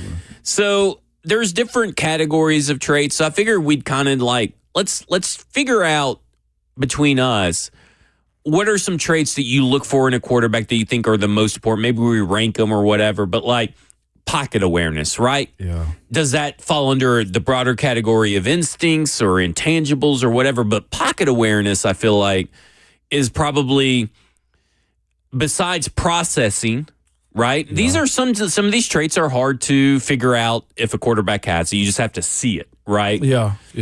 Like Peyton Manning's processing out of this world. Out of this world. You knew he was going to diagnose you before it's done. I look at Drew Brees' diagnosing, the Phillip Rivers diagnosing is elite. Who's a young quarterback that's got great diagnosing? Seems Drake May has it a little bit now. So I would think we'd be flagrant if we said it seemed like Cam had it last year. I don't think he had enough time to process a defense or figure it out. Is it in him? Yeah, but that comes with having the ability to break down a defense because you're getting protection. And maybe Bo Nix can fall in that category a little bit. Bo could fall into that category for sure. I think over time, Baker Mayfield's pocket presence has gone up. Right. Knowing when to leave. He's good outside of the pocket throwing as well. I feel like that's gone up with him. Most definitely. Yeah, because I know that some people say, well, Cam Ward showed a lot of processing ability last year, being able to go through his reads and all that kind of stuff. And there's people that think he had good pocket awareness. I would disagree. I'm not saying that he was terrible at it, but those are areas of improvement that I feel like we need to see more of. And I think we'll be asked to see more of. I think you've even talked about what you've seen on field is that his pocket awareness or movement has improved because he's stepping up into the pocket more. Not wanting to abort the pocket, I think, is one of the hardest things for young quarterbacks to do, especially when they don't have the best offensive line. Like at some point in time, that shot clock counts down. You feel that pressure, and then you start doing silly stuff with the football. Like, there are so many things that go into the development, though, Zach, now that you bring that up. Like, can your wide receivers get open? That right there is also related to your pocket presence. The ball is gone because my wide receiver's always open. The offensive line, of course, how they set it up. And then the tendencies of the offense that Brian McFadden brought up to us a little bit too. Like, these offenses have their tendencies. There are percentages of plays on first down that you do, second down that you do, third down that you do as well. Or when you backed up, like, we know what you're capable of doing in those moments. But how can you hide those enough to where your quarterback, specifically Cam in this position, develops those traits that you see him working on? Because I can work on all offseason long, Zach, pocket presence, people beating me up with the pool noodles and holding on to the ball. Right. But if you set me up in a way to where I always have to do that, we don't have the personnel to protect, then that's just something I'll never have to show you. Like, I personally don't think some of these young quarterbacks have been that bad. But when you're on bad teams and everybody's searching for a way to win, it creates that sports anxiety part of your game that you don't want to be visiting at all, because that's a terrible place to be operating in, which is why I think Cam making a point to work on that pocket presence, not holding the ball down too low or having defensive swipe at it is something that we need to see going into year 2 for him. I think Caleb Williams is a really good starting point for the conversation because Chicago in Caleb Williams' rookie season in 24 was 60-something sacks, which led the NFL, was third most in NFL history, I think, for sacks allowed in a season. And then the next season, they cut it almost in half, partly due to the offensive line where they go out and rebuild. They go sign a bunch in free agency, draft, whatever. But also his pocket presence and the ability for him to escape, he has developed that as well. So I think that's a good starting point in comparison going from year 1 to year 2 that Cam can look to because Cam took a lot of sacks last year, whether it be his fault or the offensive line's fault. The offensive line may not be so much better this season, but if he can develop into more of what Caleb Williams has done as his shifting ability, his elusiveness, and just his ability to get downfield, which Cam kind of showed that towards the end of the season, that he can run, that's how you kind of develop in that and maybe get those sacks lower and you get develop more of those elite traits that we're talking about. Are you, Zach, okay with what Caleb Williams did from year 1 to year 2? As far as completion percentage, reducing sacks? I think reducing sacks matters. I think a whole lot in the development of a quarterback, more than maybe the drop in completion percentage hurts him, right? Because of what he was, went from 63 to 59. Yeah, that's why I was wondering. Like, are you for the box score watchers? Yeah, I personally think that's a good thing. His passing yards went up, his touchdowns went up, interceptions went slightly up, but went up 1. But he had 7 more touchdowns. Yeah, so I lived that life with less sacks, lower completion percentage, but more touchdown, more yards, and just only 1 more interception. And the reason I like is because, like Justin said, he cut the sacks down in half. Beautiful. Well, that is huge and massive in just for the confidence that your quarterback has in his surroundings, right? Yeah. He's being able to see the field a little bit better or longer or whatever it may be. He's getting more comfortable in his skin, and he's having that opportunity to do so. Mm-hmm. And so if it meant, Cam Ward doesn't really need to go backwards to completion percentage, but last 10 games or 9 games, he had a really good completion percentage. So we've always been like, okay, if he's around 62, 63, that's great. I'm way more concerned about the hits that he's taken. I'm with you. Because those can be more damaging than a dropped pass, right? Mm-hmm. Because let's say, an incompletion percentage or a completion percentage, let's say your receivers drop a lot of passes. We saw there was a lot of drop passes from Tennessee Titans last year. Those you can kind of explain away. You could say, well, his completion percentage is low because of these drop passes. Yeah. But if you're taking hits, that's a lot harder to overcome mentally when you're constantly getting hit. And that's not including those sacks, don't include quarterback hits after the play, right? And all that kind of stuff. So I look at it like this. If Cam Ward can also limit his blame in sacks, he was, according to PFF, and that's not the be-all, end-all, but PFF charting, 13 sacks of those 55 were on him. That's the 7th highest percentage of responsibility for a quarterback last year. 35 were on the offensive line. That leaves, so that would be 48. That leaves about 7 that probably covered sacks, right? Yep. I look at it and I go, if they can take all those numbers down to just league average, right? Because they were the 24th best offensive line in terms of pass blocking efficiency last year. If they can get to league average, that's what? 20 more plays? 20 more, yeah. That where Cam Ward, 20 more opportunities for Cam Ward to throw a touchdown, to gain more yards, to get more first downs. And listen, that's also 20 more opportunities to throw an interception, right? To fumble the ball. But the more opportunities a player has to stand upright for a quarterback, the better it is. And some of that is due to drifting in the pocket.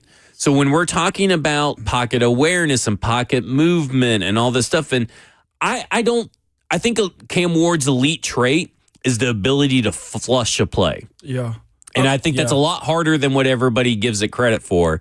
I mean, you could look at Will Levis. He could not flush a play to save his life. He cannot turn off the noise. He's more concerned with a lot of stuff that's not even football related than he is with what's football related. Like there's a lot going on in his head at any given moment. Yep. He's got to defrag, turn off. Like I'm a guy that's got to defrag his mind. I constantly think about stuff, so I understand that happens. But Cam Ward's a guy that's like even Steven the whole way through, and I think that's an elite trait of his that you can hang your hat on. But does that lead to wins? Probably not. But that more often leads to success than it doesn't. For sure. I looked at a list of stuff that I was trying to figure out where some categories that Cam is elite in and where he probably has room for improvement. The list that I kind of found is processing speed. I think Cam's got good processing speed. Processing speed also needs to be coupled with talent, who you're surrounded with. Yeah. I can be good at processing and knowing where I'm supposed to go, but if my wide receiver or tight ends can't beat where I need them to be, then that's bad. We're strictly talking about throwing the football, right? Right. Or if his offensive line doesn't allow him to take his drops, right, turn around and see the defense. And there'd be some plays last year with Brian Callahan where there's no outlet. No doubt about it. So that part of it that we speak about with Peyton, we always go to Peyton Manning, but Peyton Manning's the guy right now, and Matthew Stafford for a more current guy. Yeah. I feel like Sam Darnold's processing speed got together because what is his most famous moment? I'm seeing ghosts. Yeah.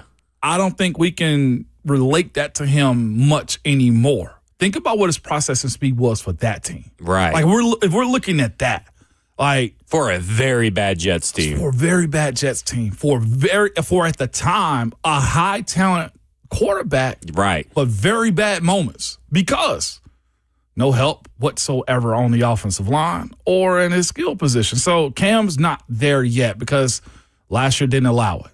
They went out and got more players, I think raised the talent floor. That's something I want to see take up. I think he's capable of doing that. Accuracy under pressure. Now, that's a part of the game where you got to see more of it for sure. Mm-hmm. He's got some good plays out there where he's throwing across. I think Chig dropped one and hit his hand. Yeah. Tim Ray, you see that part of being his game too. Pocket movement.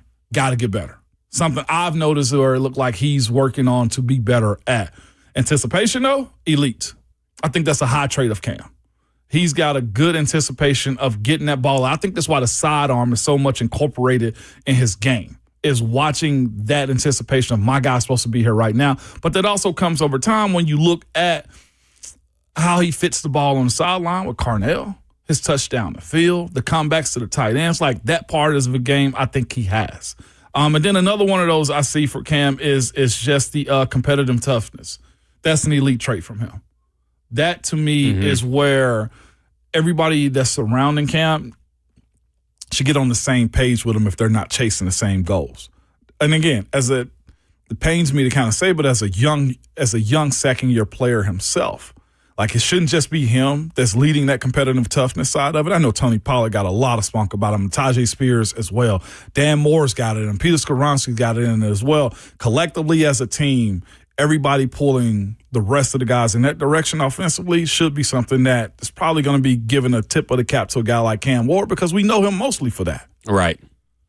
Yeah, I think you nailed it with his elite traits because to me they almost feel all intangible. Like we're sitting here saying it's his competitive toughness, it's his even demeanor, his avoiding the ups and downs. Yeah, but that's all you need that as a rookie. Because how many times have we seen a rookie go through Cam Ward's year? Often, and they crumble. And they never get back. I mean, Sam Darnold, it took him, and Geno Smith. I know we're naming a lot of Jets quarterbacks, but these guys couldn't come back until they've landed somewhere, had the pressure. They went behind the scenes. Support. They took the support. They learned because let's be honest, Adam Gase kind of sucked. I call it what it is. He was really bad at his job, and he was supposed to be this quarterback whisperer and all this kind of stuff. And Peyton Manning spoke highly of him, but like Peyton Manning, and we talked about this with Brian Callahan too. And it took me a while to kind of realize what Blaine was saying was like, who's coaching really Peyton Manning at a certain point? Peyton was coaching So, himself. like, Adam Gase in Denver was not really coaching Peyton Manning. He wasn't messing it up. Brian Callahan was getting tape and learning how to watch tape from Peyton Manning. Absolutely. So, like, who's coaching Peyton Manning at that point? You know what I heard about Peyton Manning and his installs where I know guys that play with him? Peyton installed the offense. Yeah. They walked into the team meeting room and Peyton told them this is what we're doing and how we do it. Like, he was pretty much a teacher, which I get why he's not coaching for sure, but like, he could be a coach if you want to say. That's why I think the Manning cast is so good when he's up at the table watching it, and he can't help but go to the coaching version of himself. But there is a lot that kind of goes into those sides of becoming a franchise quarterback. And it blows a little bit, though, because so much is given and the expectations are so high for rookie quarterbacks that are drafting specifically in the first round. Nobody expected Brock Purdy to turn into what he is now. Well, how many expected Dak and Dak Prescott and Russell Wilson, who's a fifth-round pick? Yeah, right. Yeah. It doesn't resonate as much to the non-first rounders. I will say I think Will Levis came in with an unfair approach to his, though, because the rumors that the Titans would have taken him in the first, I think, carried that expectations to his game, too. Yeah. But time, Zach, is the biggest component of this. Does Cam have a really good arm? Yes.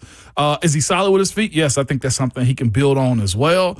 But as far as being able to play the quarterback position, it's more than just what his completion percentage is. Right. It's a lot of that, because we watched one of the best, I think one of the better young quarterbacks in the league last year in Caleb Williams kind of break my, I guess, expectations on completion percentage. Yeah.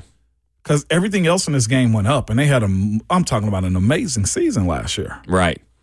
When we come back, let's talk about what goes into the quarterback play by speaking on some option routes, the fixins.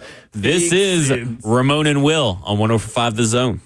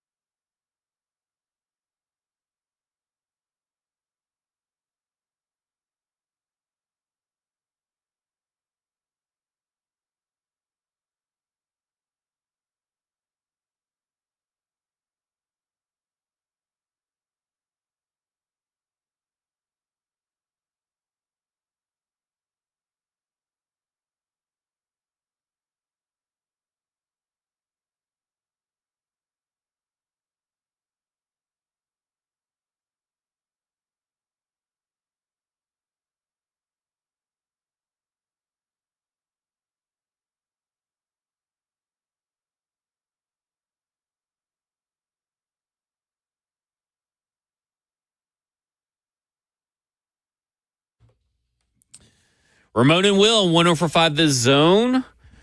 Justin Hawkins behind the glass. I'm Zach Lyons filling in for Will. Coming up at 9 o'clock, we'll be joined by Rhett Bryan for our weekly Tennessee Titans conversation. He'll join us for 2 segments, so that'll be fun. All right. So yesterday, option routes, listen, for those that may not know, media kind of goes in with a plan of here's what I want to talk about, or here's what I want to focus on or write about. So you kind of start seeing themes when you have multiple people up at the podium. And so Cam Ward's inaccuracies have been a big topic of discussion. And so yesterday was maybe option routes are the reason, and the timing on option routes are the reason for the inaccuracy. Right. So Brian Daboll yesterday was asked about the option routes in the offense. Can they lead to Cam Ward's inaccuracies and all that kind of stuff? And here's the interaction yesterday with Brian Daboll. What kind of option routes are you talking about? I don't know. Maybe you could tell me. Well, I'm trying to give you the answer you're looking for. So there's a lot of option routes in our offense. There's slot option routes. There's outside vertical option routes. There's inside intermediate option routes. Sometimes a receiver has a 3-way go on a route that we throw one direction and the receiver goes the other direction. And sometimes the receiver sees one thing in his route and the quarterback's waiting on it and sees a different thing. So you throw the ball away, you move on to the next play. But, those can take considerable amount of time. They're all different. So they have, they have to start with what the coverage is, the receiver and the quarterback. Where's the defensive help? Where's the leverage of the defender? What can I do? What can I do as a receiver? But we've had plenty of them, and you're always working on those. I think this is a good time of year to work on these, Paul, to figure out who you can really trust, the body language of one player in particular the other. They all run a little bit different. Some are taller, linear guys. Some are shorter, quicker guys. And you can do them on air and practice on air, but there's nothing like the game rep or the practice rep against the defense that gives you the different looks that you're going to see as a quarterback and in particular as a receiver. I'd say that the inside breaking option routes, if you will, are maybe a little bit more difficult than the outside just because there's extra defenders in the box, and both the quarterback and the skill player, whoever that may be, we do it with backs, we do it with tight ends, we do it with receivers. That requires a lot of work. And there's mistakes, you see it one way, the receiver sees it the other way, and then you go back and you sit down. And usually those meetings that we have when we're talking about those go a little bit longer because I want to make sure that they're all communicating to what they're seeing and then most importantly what the quarterback's seeing. But when you have an option route, a lot of times that's on the skilled player to make the correct decision and the quarterback's waiting on it. So you might be a tad bit late, but you want to be right on that. That was over a 2-minute clip.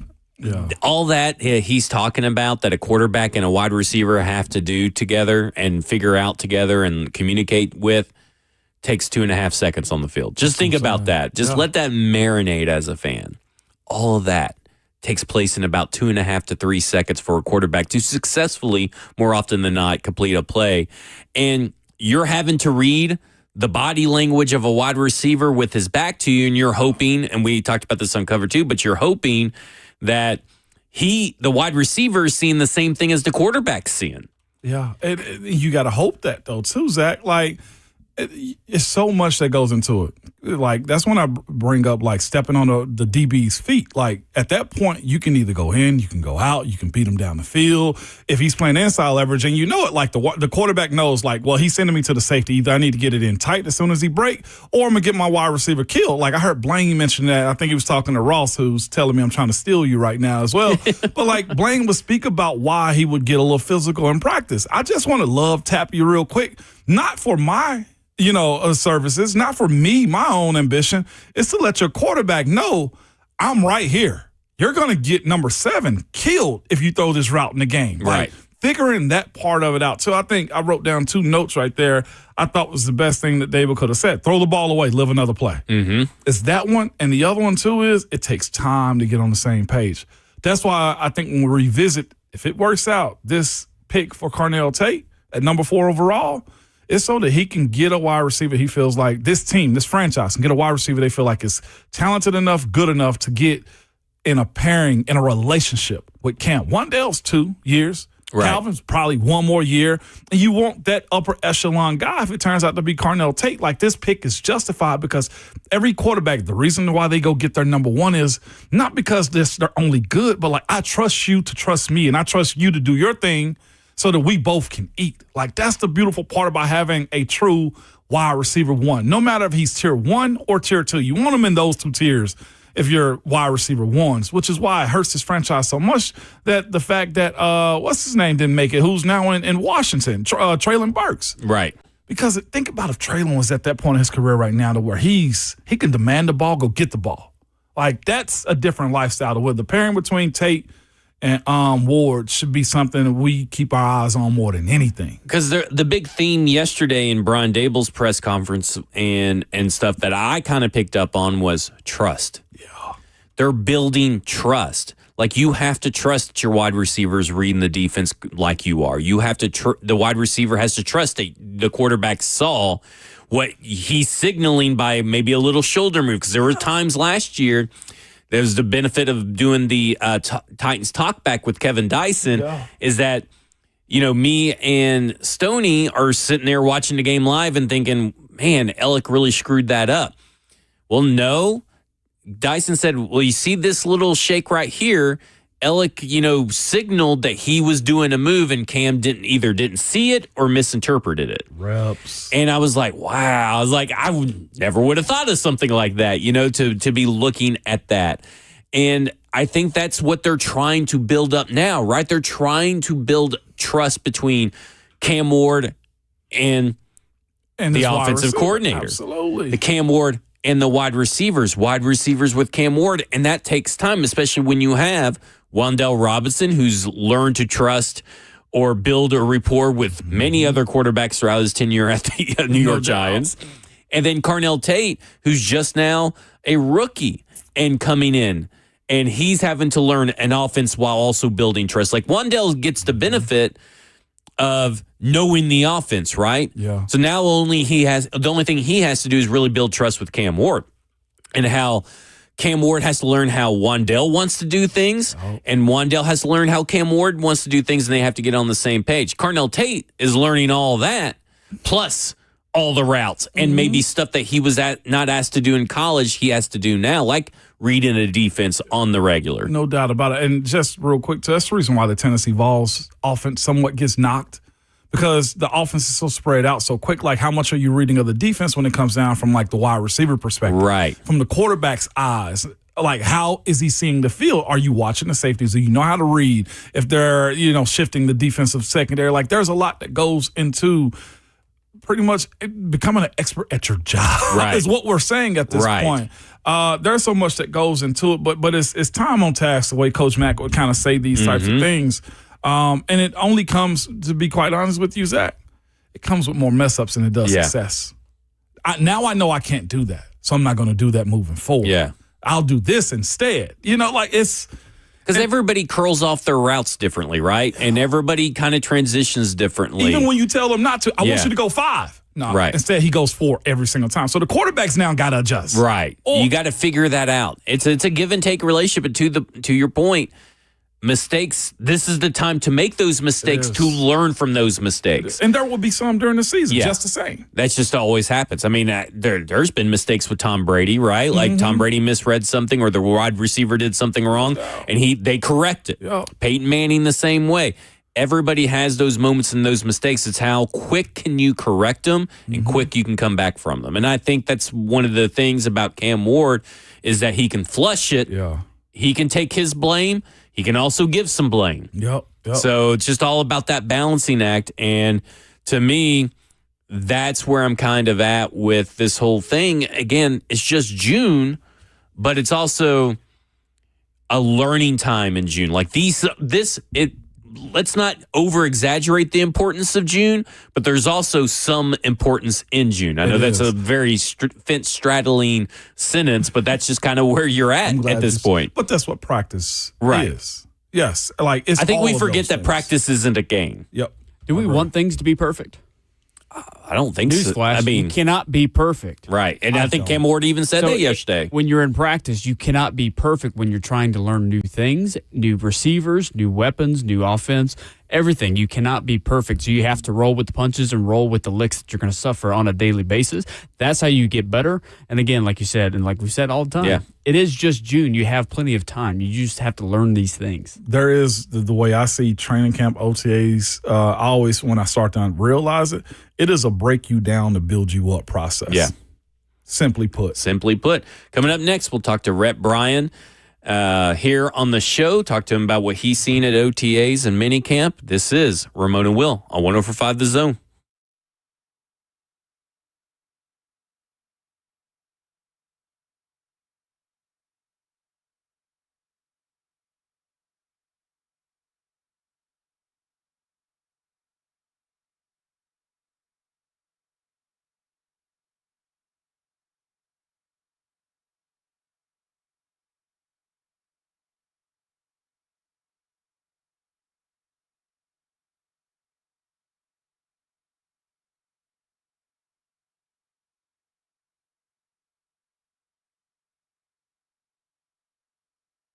Everyone's loving what's happening now at Genesis Diamonds. Free financing for 5 years, where you can make any purchase, pay zero down, and get zero interest for 5 years. It's insane. And it's not just on engagement rings either. It's also on earrings, bracelets, bands, colored gemstone jewelry, and even pre-owned Rolex watches, where you can buy now, pay nothing down, and spread your payments over 5 years with zero interest. So that $5,000 gift, it comes out to just about $85 a month. And that luxury pre-owned Rolex watch, it starts at about $150 a month. This is an amazing offer from the jeweler that's always finding ways to bring you more value.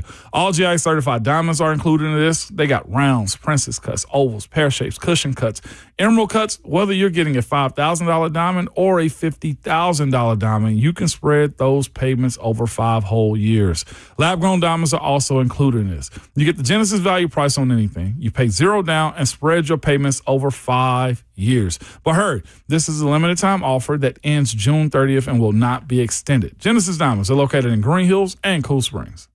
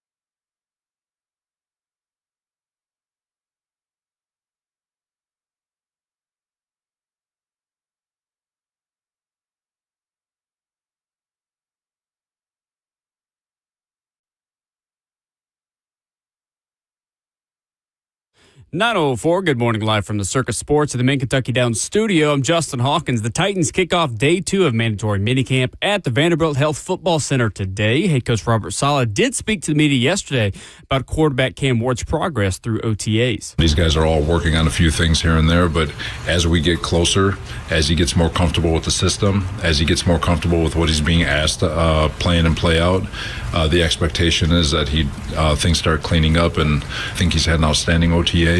The team's back on the field for practice today at 11:15. Saleh will speak again to the media, as well as positional coaches starting at 10:15. Titans yesterday did make a couple transactions as well, signing center Andre James and defensive lineman Jalen Holmes while releasing Trey Hill and waived defensive lineman C.J. Ravenel with an injury. World Cup last night actually.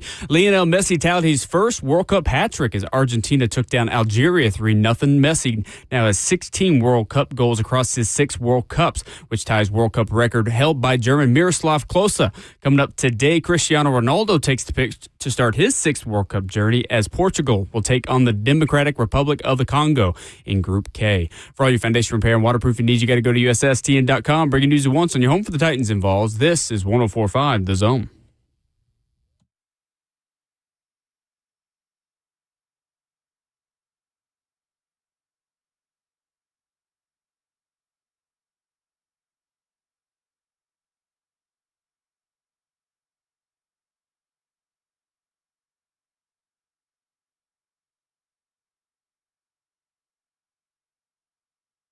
Ramon and Will on 104.5 The Zone. Zach Lyons filling in for Will Bowling. Got Rhett Bryan in studio. And Rhett, I don't know if you've caught the conversation to start the show, but we talked about what reality competition show or game show do you feel confident in your ability that you would have a very, very good chance of winning?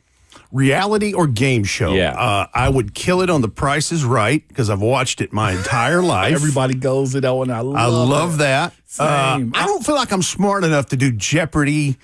And you'd be surprised the entrance test you've got to do to pass to get into Wheel of Fortune. That's a serious thing. I didn't know it was an entrance test for that. Entrance test. There is. There is. Okay. Absolutely. But no idiot. That's what you pretty much just told. What's the test? Are you strong enough to spin the wheel? Well, probably. You know, are you making googly eyes at Vanna White? I would. Oh, I definitely would. Sure. I would. And back in the day, the Barker's Beauties, too. I mean, easily. Bob Barker had a Vanna White and Cindy Crawford were my 2 crushes growing up. Well, and Kelly from Kelly Kapowski, obviously. I don't disagree with any of the 3. That's good. Any of the Price is Right girls back in the 90s, easily. But I would say probably Price is Right. That's a safe one. I don't know what else. I'd have to think about that one. What did you guys say? I said Traders and The Floor, which is they're both relatively new, but I could do both those. Yeah, I only did game show. I did Wheel of Fortune. It's the show that I'd love to go on. Family Feud. Yeah. Those 2 I'm wondering. Like, the shows that I watch, the reality TV shows, like, I watch them to say what I wouldn't do. Like, I wouldn't do Wipeout, like running on the big red balls. I'm not into that one, okay? I would so do that. Getting smacked in the face by the big plastic arms and stuff. And the other one was, like, doing Naked and Afraid is insane. No, no. I hate, I love hate watch those. Yeah. Now, that I don't have the body to be Wipeout is about a 10th different emanation of an old game show that was in Japan called Takeshi's Castle. Okay. And they did overdubs of that years ago on Spike TV called Most Extreme Challenge. Right. Which was hilarious. My favorite show. Oh, that was... Let's get it on. You know, people actually got hurt too. Which is hilarious. Yeah, it's not just slapstick comedy there. That's people actually getting injured. But yeah, that's fun. That's a good topic. I like that. Yeah. We had someone call in. Do we remember that guy's name? Which one? The one that called in that said that he could dunk on Ron Slay. Oh, yeah. Pros versus Joes. Pros versus Joes was one he said he said, and I would dunk all over Ron Slay. He wouldn't be able to stop me going to the glass. The guy that also I think it was John. He got very kind of a little disrespectful. He about did. it. Like, I think it was John and Dixon or something. Let me just say this. That'd be like aliens, Bigfoot, all that. Is it possible? Yes. I need to see it. I need to see it. That's just where I'm at with that kind of stuff. It's like those people that say they can run a yard, behind an offensive line without how far can you run without getting tackled like a regular person? Yeah. No. I'll say one that I think Ramon and I would probably work well on is if they had all these cooking competitions for barbecue, grilling, smoking. Yes. You and I could tag team the hell out of that. Easily. Did you? Zach told us about Pig Day, a Pig Fest in Hendersonville, Pig Fest in man. Hendersonville, the barbecue competition. We've done that one a few times. I've done Memphis in May. Yeah. And I've done, there's one in May? Yeah, I did. Oh, that's intimidating. Yeah, it was fun. When I was in Memphis, we were part of a barbecue team, so we would do stuff all around around there and stuff. I did chicken thighs. That was was responsible for. And you got to, to do chicken thighs right, you got to be able to bite through the skin and leave a bite mark with the meat too. Yeah. And I got that very down. particular. Very particular. I gotta get your tips on that one. Oh yeah. I need that one because mine will come off like it'll bite through. It's labor intensive. I always wanted to go to the Jack Daniel's World Championship barbecue thing, and it's always during football season, so I've never been. Yeah.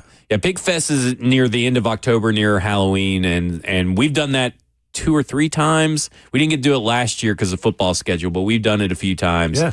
And I just got me a new Gateway drum smoker, 55-gallon guy. All right. And I'm ready to rock and roll with that. Who knew? Man, listen, Not me. Yeah, I'm big. Me. I always watch those Master Chefs and the barbecue brawls and the barbecue competitions. I watch all the food stuff. Now, let me say this. With the lane that we're talking about, there's no Gordon Ramsay in that because I'd put that dude in a sleeper hole. He'd come up there and start yelling at me like, dude, no way. He's really a lot nicer on Master Chef than he is on Hell's Kitchen. But in the barbecue lane, we ain't even got to fool with him. So. No, not even. Not even. In the kitchen is a different story. No, I want to go on that.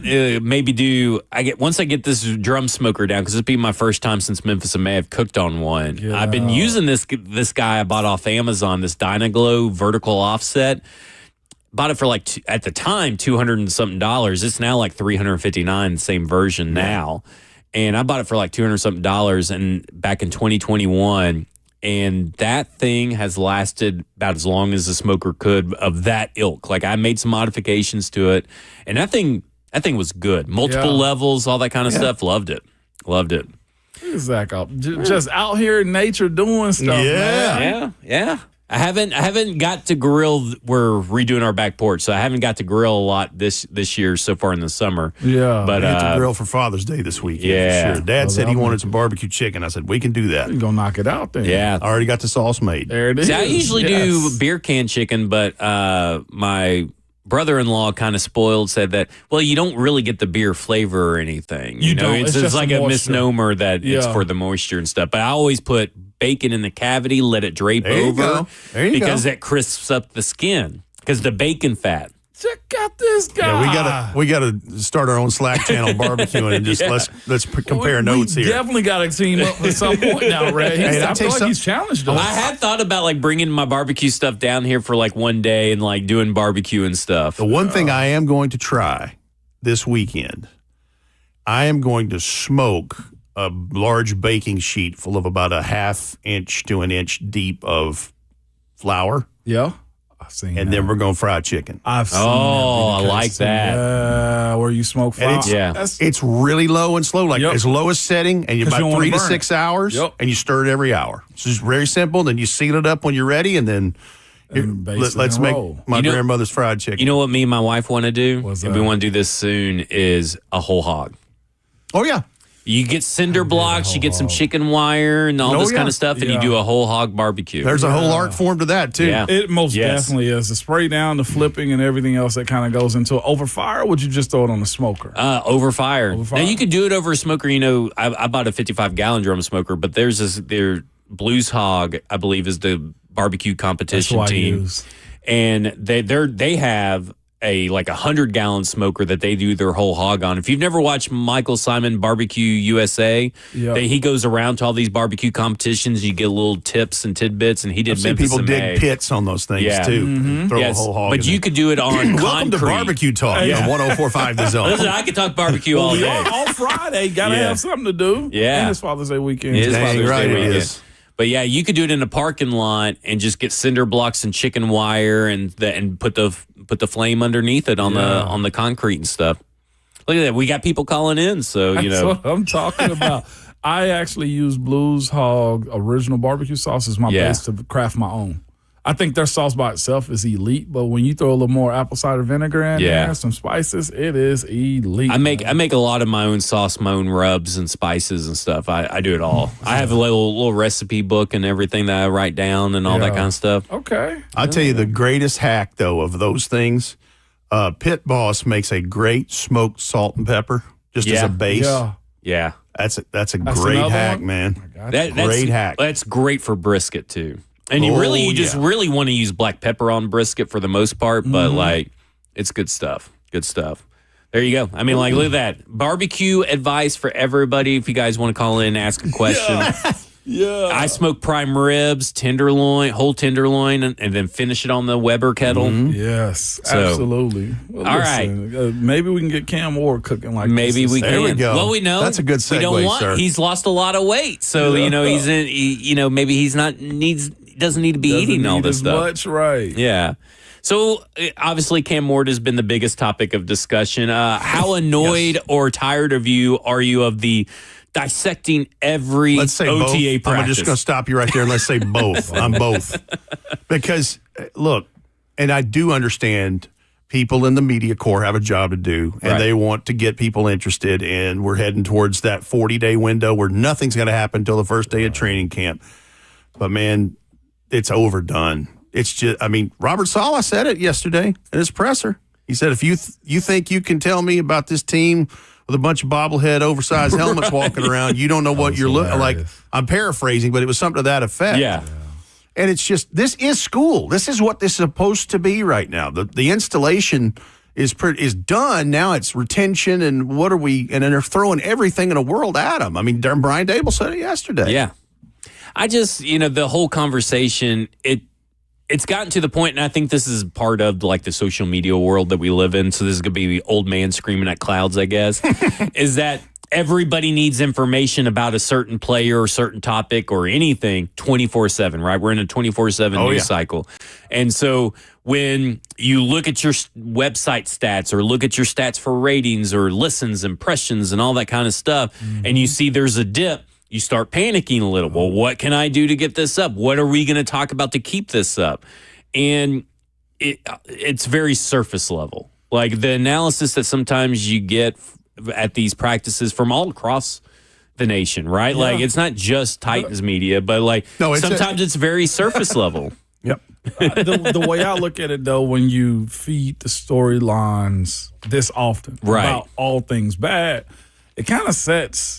It really kind of sets the team and expectations up for like an upset, for failure. It just, not that it does, but when you lean more into this doesn't look good and not really giving full context of the process and how you got to this point or why this throw was made or was not made or depth is missing in a lot of the complaints. That's my only part of it, though. It just kind of sets the fan base's expectation to expect failure. And even when you got good, when it's reported on as much as it actually is, time and time again, it makes it hard for you to believe that good will come out of, like, maturity of reps is where I'm at with this. Ramon and I talked about this on this very show on Friday about the extremes of it. And I brought up an example, and you will remember this, Zach. 11 years ago, Marcus Mariota had 320 some odd passing attempts in practice without throwing a pick, and it was like a big deal. Imagine how big it'd be now that with the platforms and podcasting the way things are now. And it's like, even then, you knew that was going to end. Laws and averages. Like, you're not going to be, there ain't nobody, that's perfect. I mean, Cam Ward talked about striving for perfection yesterday. And that's great, but there's no one that's going to be able to attain that. But you can still reach for that bar. But, yeah, that was the other part of it. And then he came out in week 1 in Tampa Bay and threw 4 touchdowns in his debut, and then it was all downhill after that. Right. Because they had all those months to prepare for their first, and it was Ken Wisenhunt. I mean, let's be honest. Mm-hmm. Yeah, for me, it's just like there's just – you can talk about the bad days, get it. It's factual. He maybe had up and down days is the best way to put it.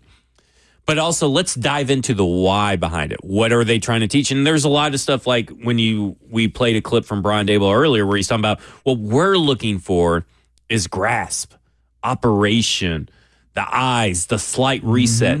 That's not going to be seen in the completion percentage, right? And that's only some. And listen, I mean, I don't know who does, but I know they do. But like, who in the media has practiced to all 22? So it's also about your vantage point when you're watching this stuff to be able to see the whole picture. Right. If you're just looking at Cam Ward, you're not seeing the whole picture. And it's really, listen, I go to the Senior Bowl, been to practices here in Tennessee. It's really hard to watch everything. Yes, it is. So that's why we got to kind of like, to me, it needs a little bit more couching in today's world, because there are people who depend on what we all see and say because they can't see it for themselves. Right. And there's a lot of people that want to be educated too. Right. But you need to provide proper context when you're doing that. You do. Yeah. I agree. And listen, what did Titans put out yesterday in the highlight? That zip to Gunner Helm, which was a thing of beauty. There was one that Carnell Tate caught over in the corner that was fantastic. But I mean, there are guys that are flashing and popping in this thing that are on offense and defense and special teams. Now we got most of the starters on defense out there, right? So now you get a little bit better of the competition to want to be good goes a little bit higher. Yes, it does. All right, when we come back, we'll talk more about Tennessee Titans OTA/mini camps. We got Gator, Mike, and John. This is Ramon and Will on 104.5 The Zone.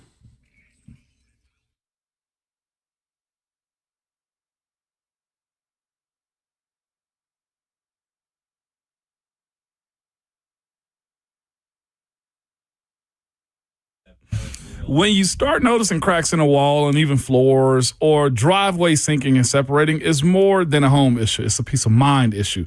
That's why who you choose for a foundation repair concrete leveling, it really matters. I personally trust United Structural Systems because they've been doing it the right way since 1994, right here in Tennessee. USS, they don't believe in those quick fixes or scare tactics. They take the time to inspect, explain what's happening, and walk you through real proven solutions that are built to last. Whether your home needs foundation stabilization, crawl space repair, or concrete leveling for sinking sidewalks, patios, or driveways, USS uses engineered systems designed for long-term performance and not those temporary patches. What really stands out to me is their commitment to integrity. If you don't need repairs, like I didn't, they'll tell you that. And if you do, you'll know exactly why before the work even begins. And currently with USS, they are introducing 24 months, no interest financing options good now through the end of June. Learn more and schedule your inspection by heading over to USSTN.com.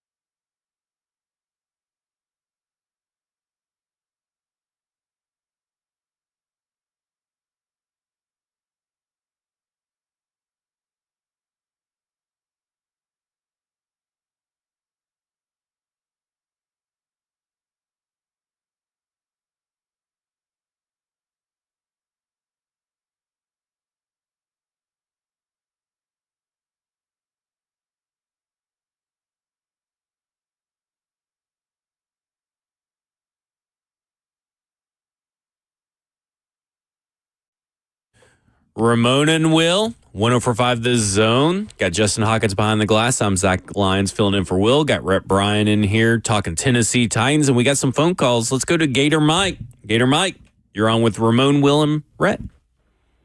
Nope, hey, what's going on, fellas? Always love listening when Rhett's on. Yes. Thank you, Mike.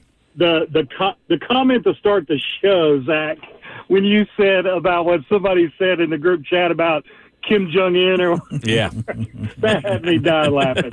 Anyways, about the shows, I told Justin, for a reality show, I would love to do Carnival Eats. Right, the show with Noah Cap. He goes around to all the state fairs and tries all that crazy carnival food. That would be the job.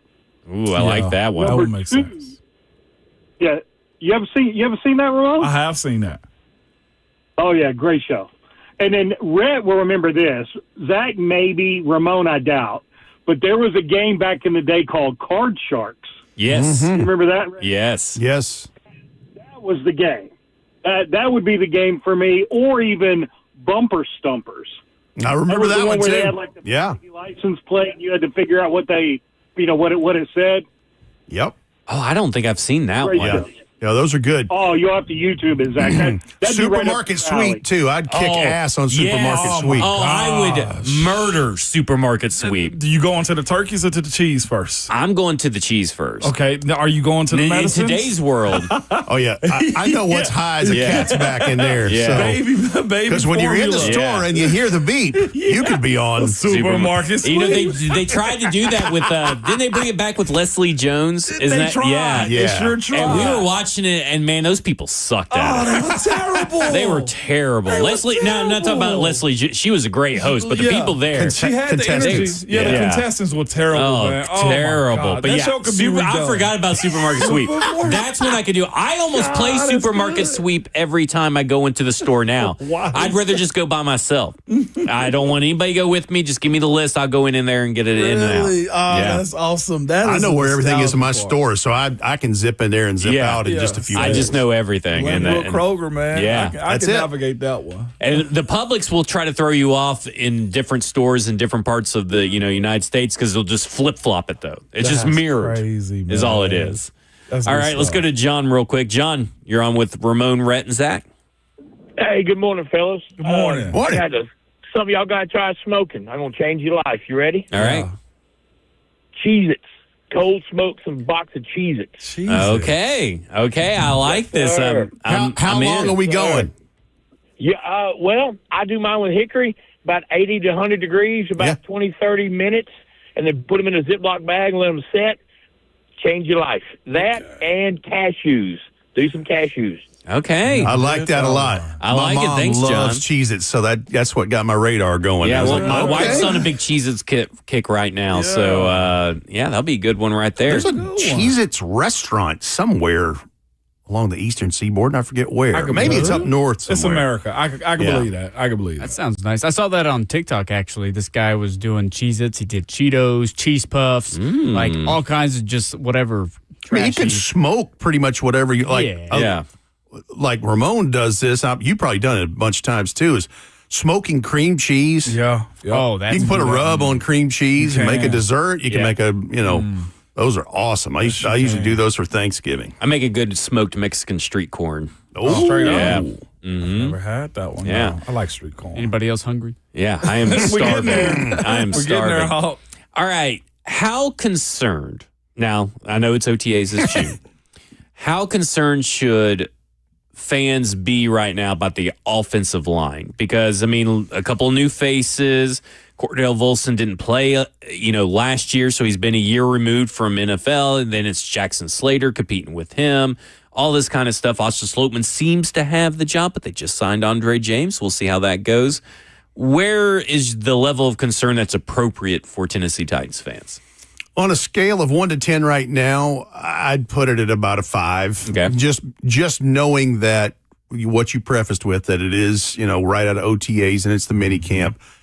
We haven't seen anything in the pads, nothing. Yeah. And I need to see a half dozen of those before we start looking at anything.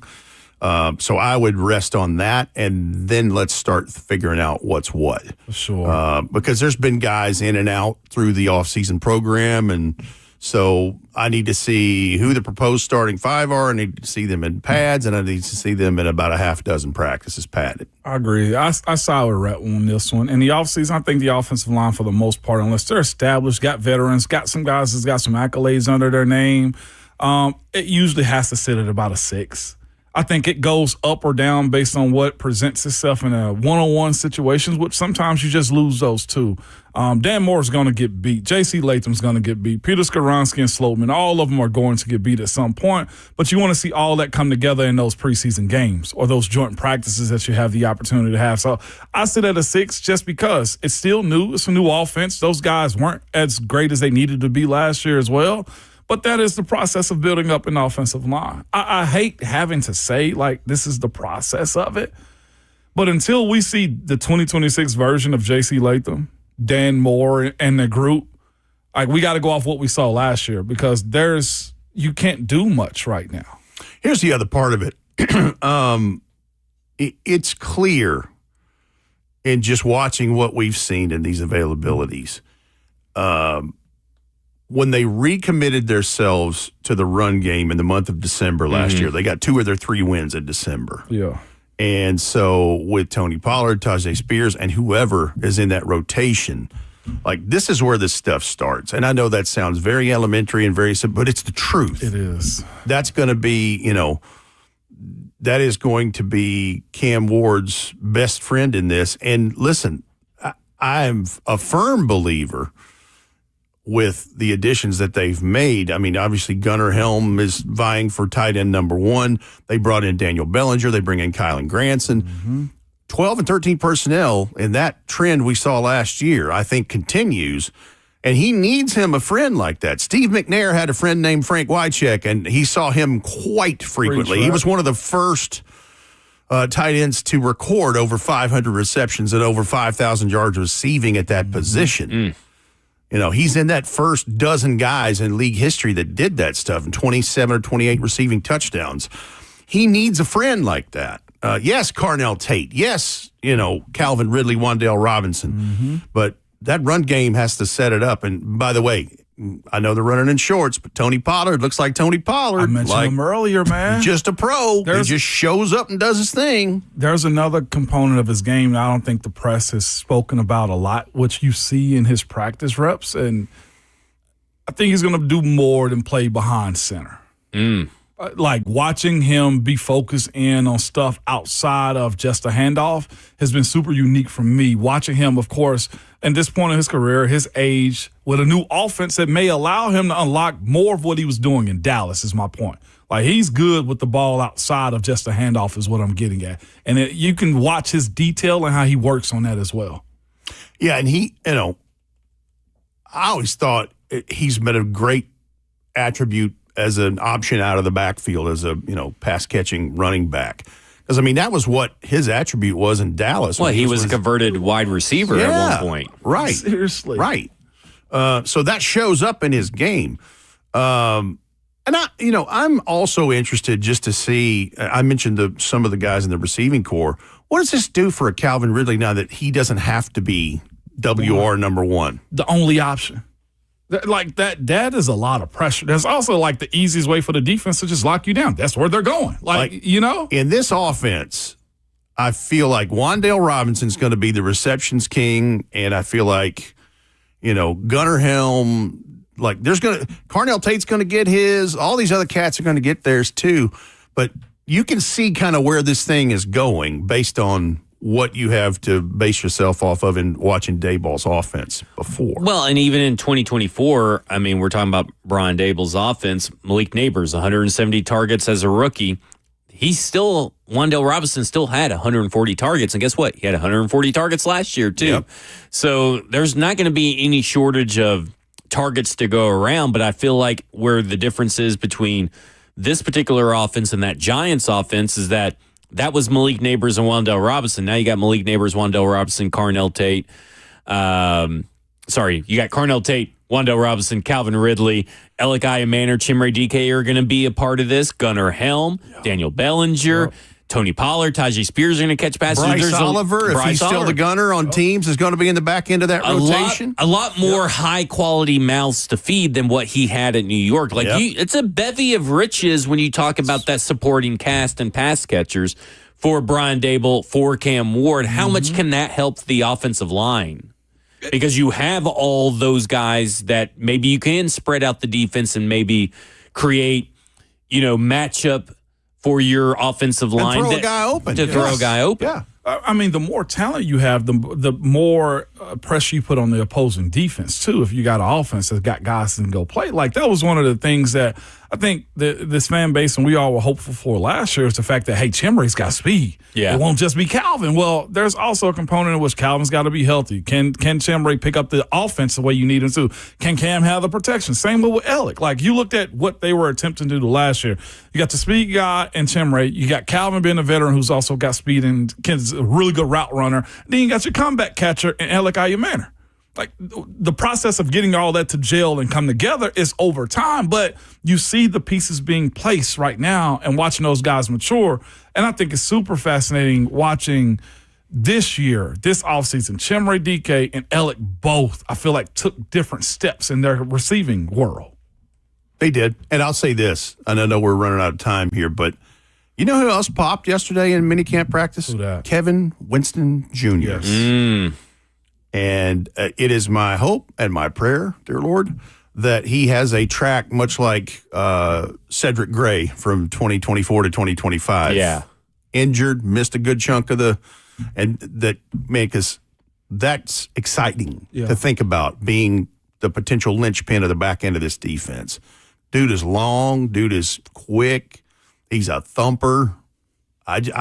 I've liked him ever since they drafted him. I just need him to get out there and get it done, man. Well, a first-round talent, right, who got injured and fell all the way to the third round. There's no way he's at 82 if he plays was his healthy. last year at Penn State. Yeah, no way. Yeah. No way. And so when you have that, if he can just, again, it's kind of like Tajay Spears, if he could just stay healthy. Availability's key. Availability is the best ability. That's it. No doubt. But he is on another level in terms of physical and athletic talent than most and we've had some very good safeties come through here. Yes. I mean, I work with one every do day. every day. That's the Kevin Byard, Michael Griffin, a bunch of different safeties have come through here. He has the ability to be one of the best, if not the best safeties that have came through here, because he is kind of a different style safety, but he has all that physical talent. Just got to stay healthy. Got to stay healthy. Just got to stay healthy. All right. Rhett, thanks for joining us today. Glad to do it. Ready to go. See some practice here in a few minutes. Yeah, I got practice up here in a few minutes. We'll, of course, got all the press conferences and stuff. When we come back, we'll talk more Tennessee Titans. This is Ramon and Will on 104.5 The Zone.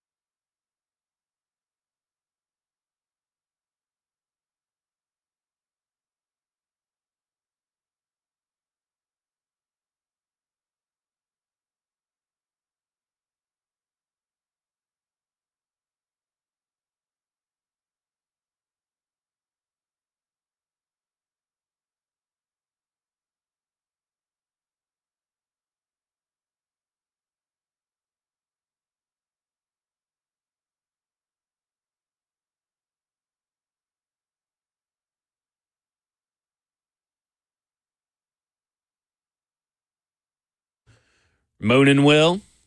104.5 The Zone. Stoney will be here tomorrow, right? My guy, he's back. So Stoney's back. Continue some conversation. I'm sure some more offensive line talk and stuff like that will be had tomorrow. And I'll be at practice today, so I'll make sure I'm paying attention to every facet that I possibly can. Now, we all have Hubs on tomorrow as well, because it is, since we're off on Fridays, does he shift to Fridays, or who do y'all have on tomorrow? Anybody? Nah, I didn't think of that, man. Yeah. We might just thug it through and just go 4 hours with just he and I. Man, just raw dog it, you and Stoney. That's raw dog it, absolutely. I like it. Absolutely, my brother. Okay, so I didn't really want to know I didn't really figure out where we were going to take this little last segment. But we were talking about this pass catching, situation for Cam Ward and everything. But specifically Carnell Tate. And now we have the clip, but we don't have to really play it. But Brian Dable said that Carnell Tate is essentially that dude. Carnell Tate yesterday, he was talking about, hey, listen, I'm not always going to be butt naked open as a wide receiver. And that me and Cam Ward are kind of getting on the same page and all that kind of stuff. And we talk about that trust. And if they already seem to be on the same page, because I go back to Calvin Ridley the last 2 years at these training camps, at these OTAs mini camps. It was really hard for Will Levis and Calvin Ridley to get on the same page, and Cam Ward and Calvin Ridley to get on the same page. And I'm not trying to say that Calvin Ridley was the common denominator. What I'm saying is that it's hard to get on the same page. It is. And the fact that Carnell Tate and Cam Ward seem to have that ability already building, huge for that offense, and huge for Cam Ward and Carnell Tate in year one of that duo. No doubt about it. It's again one of those quality time type of situation. But I'll add this to that ordeal too. It also comes down to talent. Yeah.